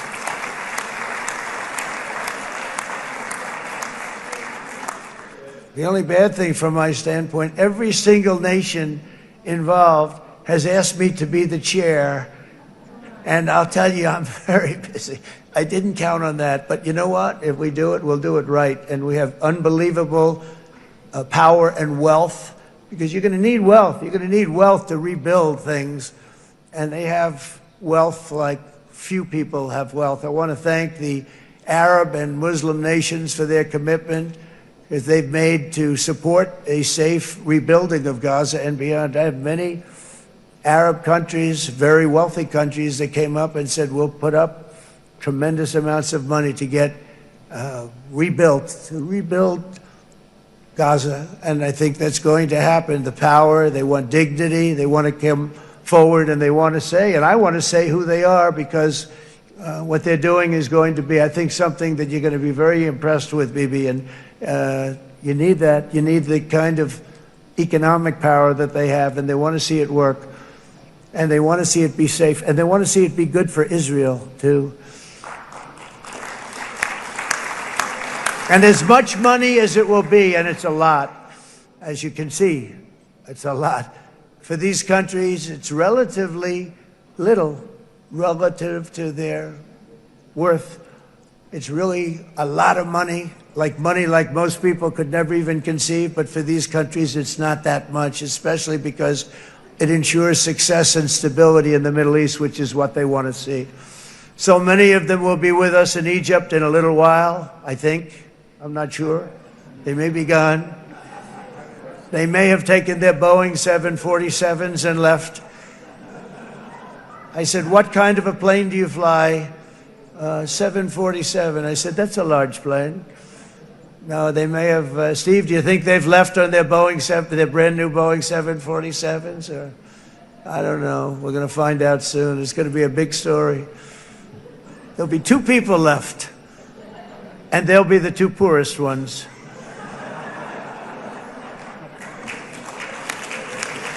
But it will be the wealthiest and most powerful group of nations. So the group that we have assembled, that's waiting for us, is the wealthiest and most powerful group ever assembled at one time. There has never been a group like this. And they're only looking for good. They want good. They're going to do good. And as those commitments are made, I'm going to let the world know who's doing it, because they really deserve to get the credit. And some of them probably won't want the credit, but they deserve it.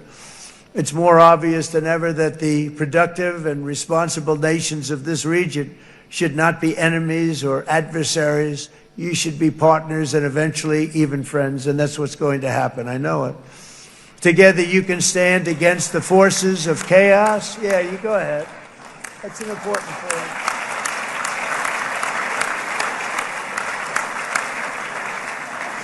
Because you can stand against the forces of chaos that threaten all of your interests, and it's always a big threat, and unleash incredible prosperity and opportunity for all the people of these lands, and that's what's going to happen. You're going to unleash numbers and success, the likes of which Israel has never been able to think of, because you're so firm, and you should be, and you've done the right thing in defending yourself. You're not going to have to worry so much about it. You've won, and now you can build, and you can do things that you never even thought possible. When you put that genius into doing something else, it's going to be something it's going to be a miracle. The miracle in the desert, it's going to be amazing. And it already is in a true sense. But it'll be wonderful when you can spend time thinking about other than war and defense and offense also. To that end, it's my firm hope and dream, frankly, that together the Abraham Accords will turn out to be everything that we thought they would. Those 4 countries were very, very brave in doing it. They did it at a very early point, and every single one of them benefits unbelievably financially. And if you noticed, even in this bad period that we just went through, they all remained a member of the Abraham Accords. They've done unbelievably well. And you know who you are, and I want to thank you. And they've stayed because of loyalty, but they've also stayed because it was really good business. They've made a lot of money being members, and you're going to all, I hope that every one of the countries that we're seeking, Jared, I hope they join quickly. No games, no nothing. Just join, get it. It's going to be a great peacemaker. It's really going to bring it together beyond anybody's wildest dream. So instead of building fortresses to keep enemies at bay, the nations of this region should be building infrastructure to weave your commerce closer together, because you've got to compete with the big world out there in commerce now. It's a different kind of competition. Instead of making weapons and missiles, the wealth of this region should flow to schools and medicine, industry, and frankly, the new hot thing, artificial intelligence. It's a lot of intelligence they're going to have to be thrown off to pay back these sums of money that they're doing. But that's really the hot one. And I might say that the United States, a year ago, was a dead country. I say it to people. I heard it first from the King of Saudi Arabia. I then heard it from UAE. I heard it from Qatar. I heard it from many other countries. A year ago, the United States of America was a dead country. Now it's the hottest country anywhere in the world. It is the hottest. There's no question about it.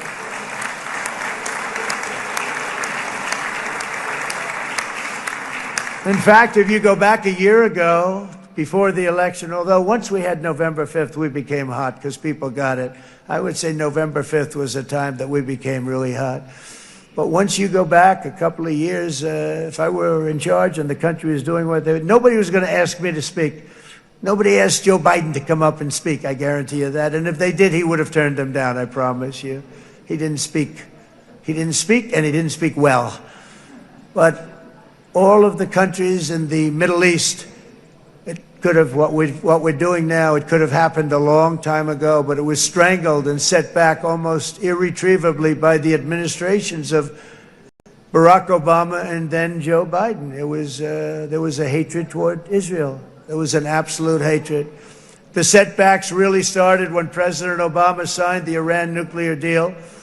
This was a disaster for Israel, and it was a disaster for everyone. And I remember that Bibi Netanyahu came to the United States and worked so hard to try and get Obama not to do that deal.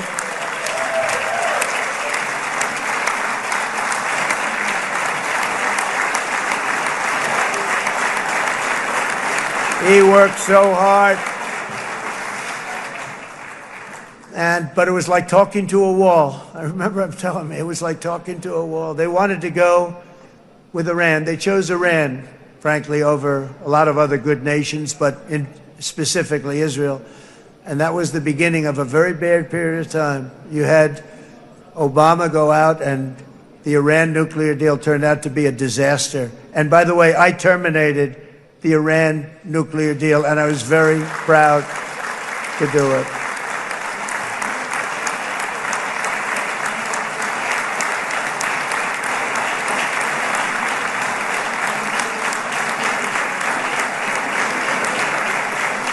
Yet even to Iran, whose regime has inflicted so much death on the Middle East, the hand of friendship and cooperation is open. I'm telling you, they want to make a deal.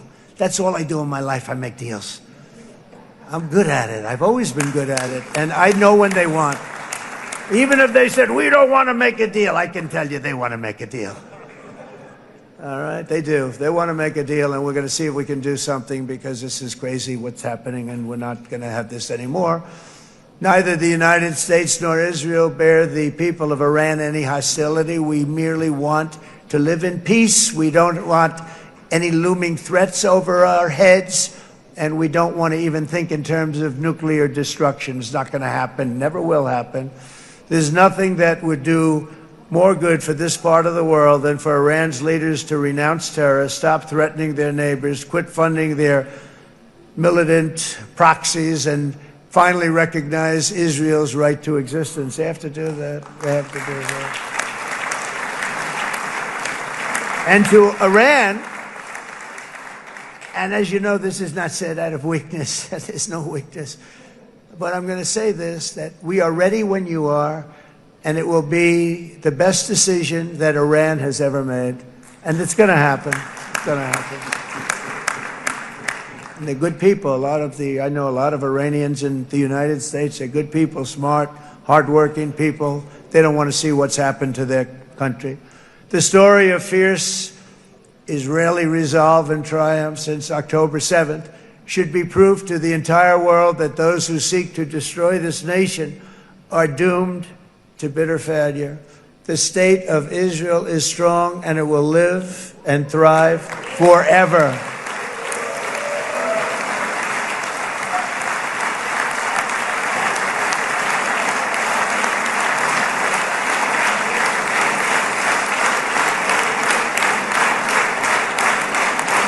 And that is why Israel will always remain a vital ally of the United States of America. Israelis share our values, field one of the world's most powerful militaries. You really do. You have an amazing, what a job you've done. And have one of the most innovative economies on earth. Those are just a few of the reasons why I'm proud to be the best friend that Israel has ever had. And they all say it in the White House. They all say it. I guess it's true because everybody says it, baby. You said it today. Thank you. But as president, I terminated the disastrous Iran nuclear deal, and ultimately I terminated Iran's nuclear program with things called B-2 bombers. It was swift, and it was accurate, and it was a military beauty. I authorized the spending of billions of dollars, which went to Israel's defense, as you know. And after years of And after years of broken promises from many other American presidents, you know that, they kept promising. I never understood it until I got there. There was a lot of pressure put on these presidents. It was put on me too, but I didn't yield to the pressure. But every president for decades said, we're going to do it. The difference is I kept my promise and officially recognized the capital of Israel and moved the American embassy to Jerusalem.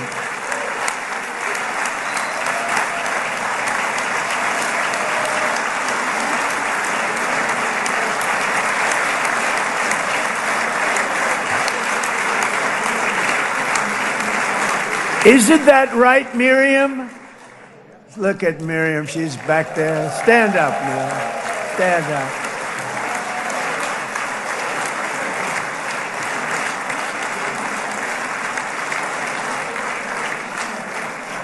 Miriam and Sheldon would come into the office. They'd call me. He'd call me. I think they had more trips to the White House than anybody else I could think of. Look at her sitting there so innocently. She's got 60 billion in the bank, 60 billion. And I think she's saying no more. And she loves Israel, but she loves it, and they would come in, and her husband was a very aggressive man, but I loved him. He was a very aggressive, very supportive of me. And he'd call up, can I come over and see you? I say, Sheldon, I'm the President of the United States. It doesn't work that way. He'd come in, we would do. But they were very responsible for so much, including getting me thinking about Golan Heights, which is probably one of the greatest things to ever happen to Israel.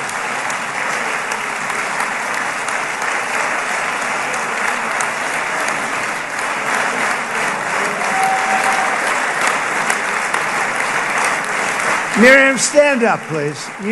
She really is. I mean, she loves this country.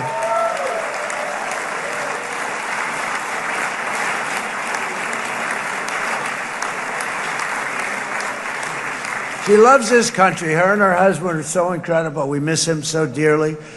But I actually asked her, I'm going to get her in trouble with this, but I actually asked her once, I said, so Miriam, I know you love Israel. What do you love more, the United States or Israel? She refused to answer. That might mean Israel, I must say. We love you. Thank you, darling, for being here. That's a great honor. Great honor. She's a wonderful woman. She is a great woman. I've always stood for the people of this community, and I always will. I'll always be with you. I'm always going to be with you. I guess maybe something could happen to change my mind. Somebody that's really stupid gets into office and wants to do really bad things, but that's about it. We don't think we're going to have that happen. I hope we're not going to have that happen. And this man is a good man right here. These two men are good men right here.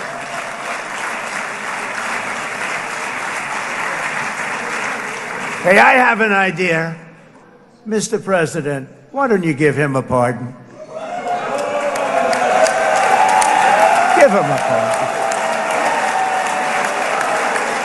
Come on.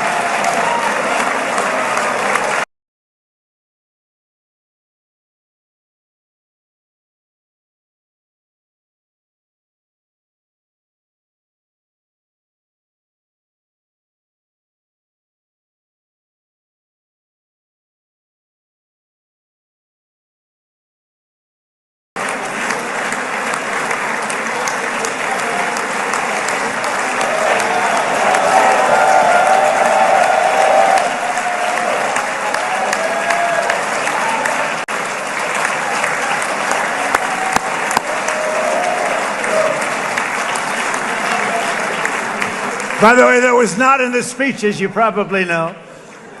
But I happen to like this gentleman right over here, and it just seems to make so much sense. You know, whether we like it or not, this has been one of the greatest wartime presidents. This has been one of the greatest wartime presidents. And cigars and champagne, who the hell cares about that?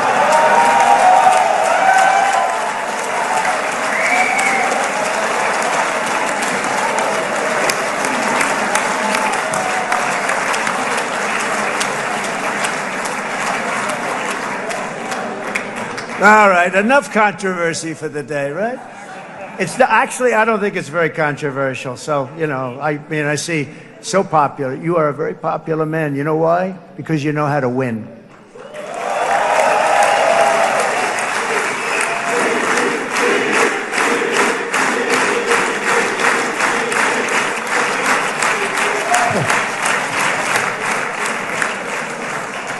Over the past 2 years, I've met many of the families of the Israelis taken hostage and those that were taken hostage. Unbelievable. I've looked into their eyes. I've seen the worst nightmares of their suffering, but I've also seen something else, the beautiful love of the people, the love of people, frankly, that hold things together, the love that gives you the courage to carry on through thousands of years of persecution and repression and to emerge with the heart of David. It's the heart of David. It's that love that's defeated the enemies of civilization, built this incredible country and this unbelievable economy, and forged one of the great democracies of the world. That is why it's a true honor to stand here today and address this assembly in your ancient and eternal now capital, Jerusalem. I'm proud to have helped in that regard. This city and this nation stand as living proof that a much brighter future for this entire region is truly within our grasp. For thousands of years, Jerusalem has been a home to Christians, Jews, Muslims, and people of all ethnicities and creeds. This is the holy center of the world's three great Abrahamic faiths. I like that too. Adorned, it's the first time I've seen that word in a while. Adorned with their sacred sites and alive with their pilgrims and visitors from every corner of the globe.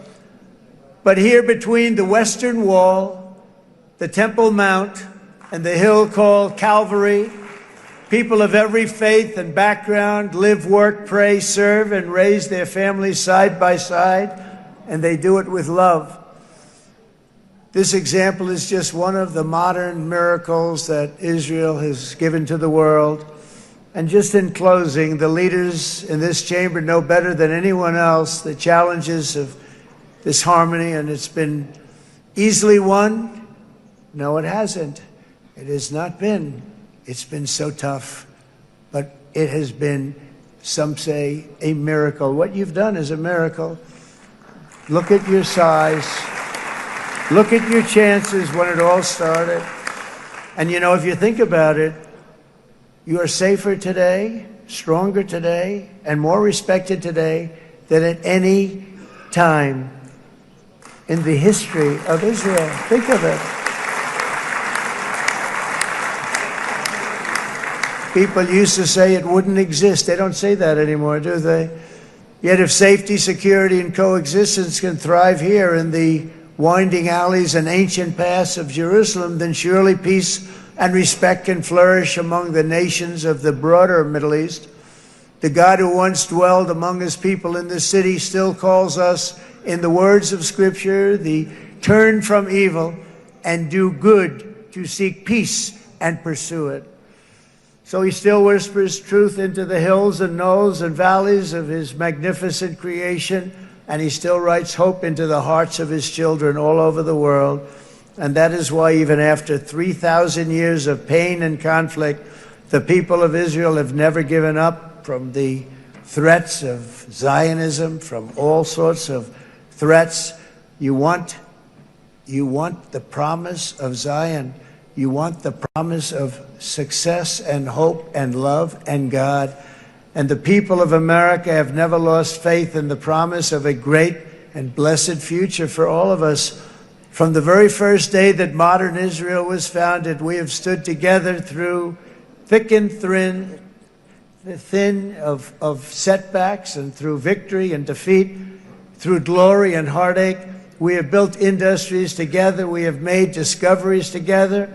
We have confronted evil together, and we have waged war together. And perhaps most beautifully of all, we have made peace together.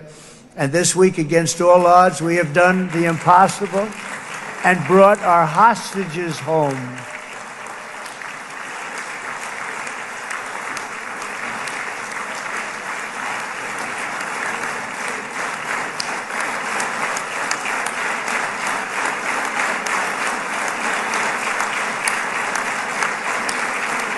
So now we're going to forge a future that is worthy of our heritage. We're going to build a legacy that all the people of this region can be proud of. New bonds of friendship, cooperation, and commerce will join Tel Aviv to Dubai, Haifa to Beirut, Jerusalem to Damascus, and from Israel to Egypt, from Saudi Arabia to Qatar, from India to Pakistan, from Indonesia to Iraq, from Syria to Bahrain, Turkey to Jordan, the United Arab Emirates to Oman, and Armenia to Azerbaijan, another war that I just settled. We are going to have hope, harmony, opportunity, and happiness here in the spiritual and geographic center of the entire world. That's what you are. Israel, America, and all of the nations of the Middle East will soon be safer, stronger, greater, and more prosperous than ever before.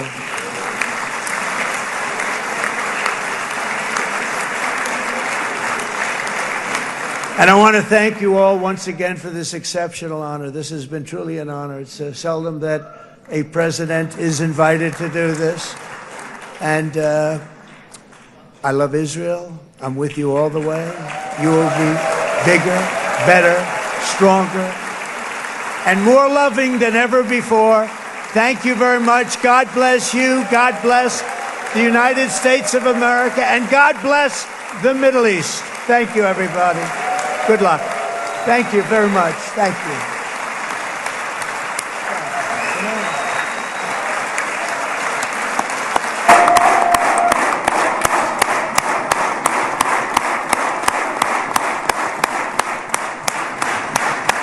Thank you very much. Thank you. Thank you very much, everybody. It's a great honor. Nice place. Very nice place. Mr. President, Mr. Prime Minister, Mr. Speaker, esteemed members of the Knesset, and cherished citizens of Israel, we gather on a day of profound joy, of soaring hope, of renewed faith, and above all, a day to give our deepest thanks to the Almighty God of Abraham, Isaac, and Jacob.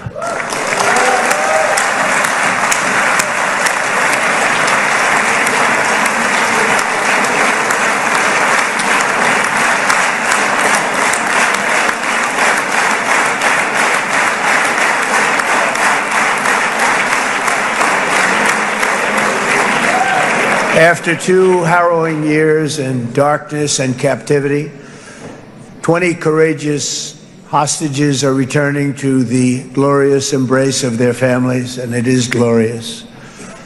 28 more precious loved ones are coming home at last to rest in this sacred soil for all of time.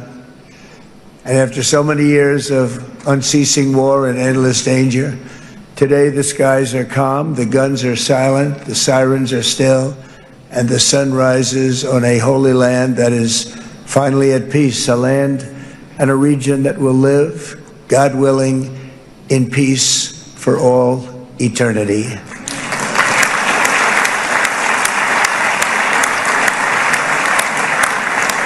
This is not only the end of a war, this is the end of an age of terror and death, and the beginning of the age of faith and hope and of God.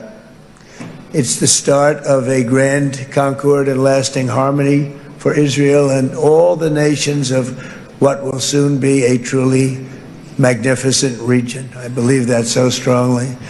This is the historic dawn of a new Middle East. I want to express my gratitude to a man of exceptional courage and patriotism, whose partnership did so much to make this momentous day possible. You know who I'm talking about. There's only one, Prime Minister Benjamin Netanyahu. Bibi, please stand up.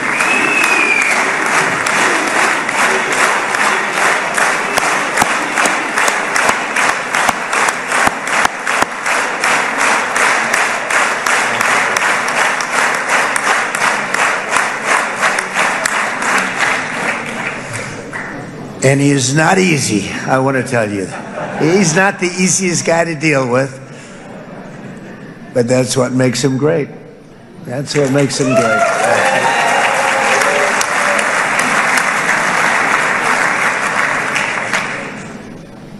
Thank you very much, baby. Great job.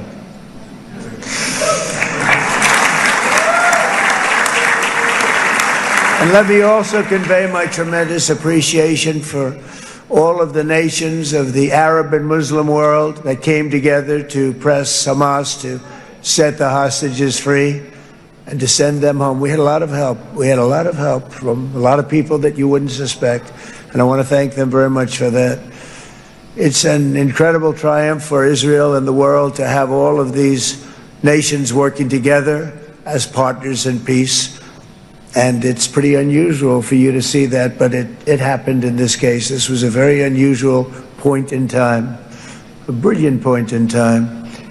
Generations from now, this will be remembered as the moment that everything began to change, and change very much for the better.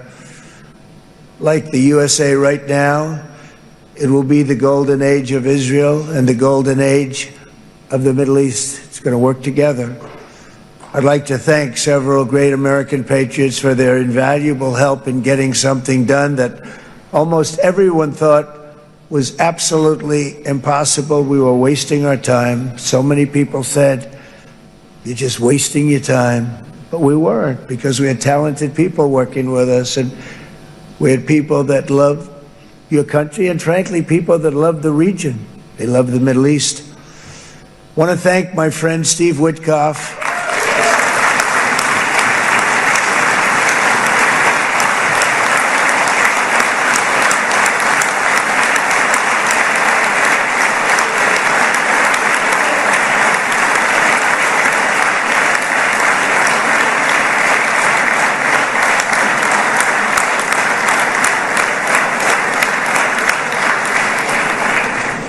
You know, Steve was chosen by me.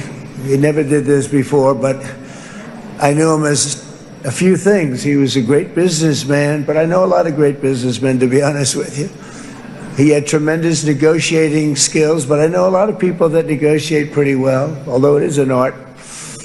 But there are people that can negotiate pretty well. But most importantly with Steve, he's just a great guy. Everybody loved him. Everybody.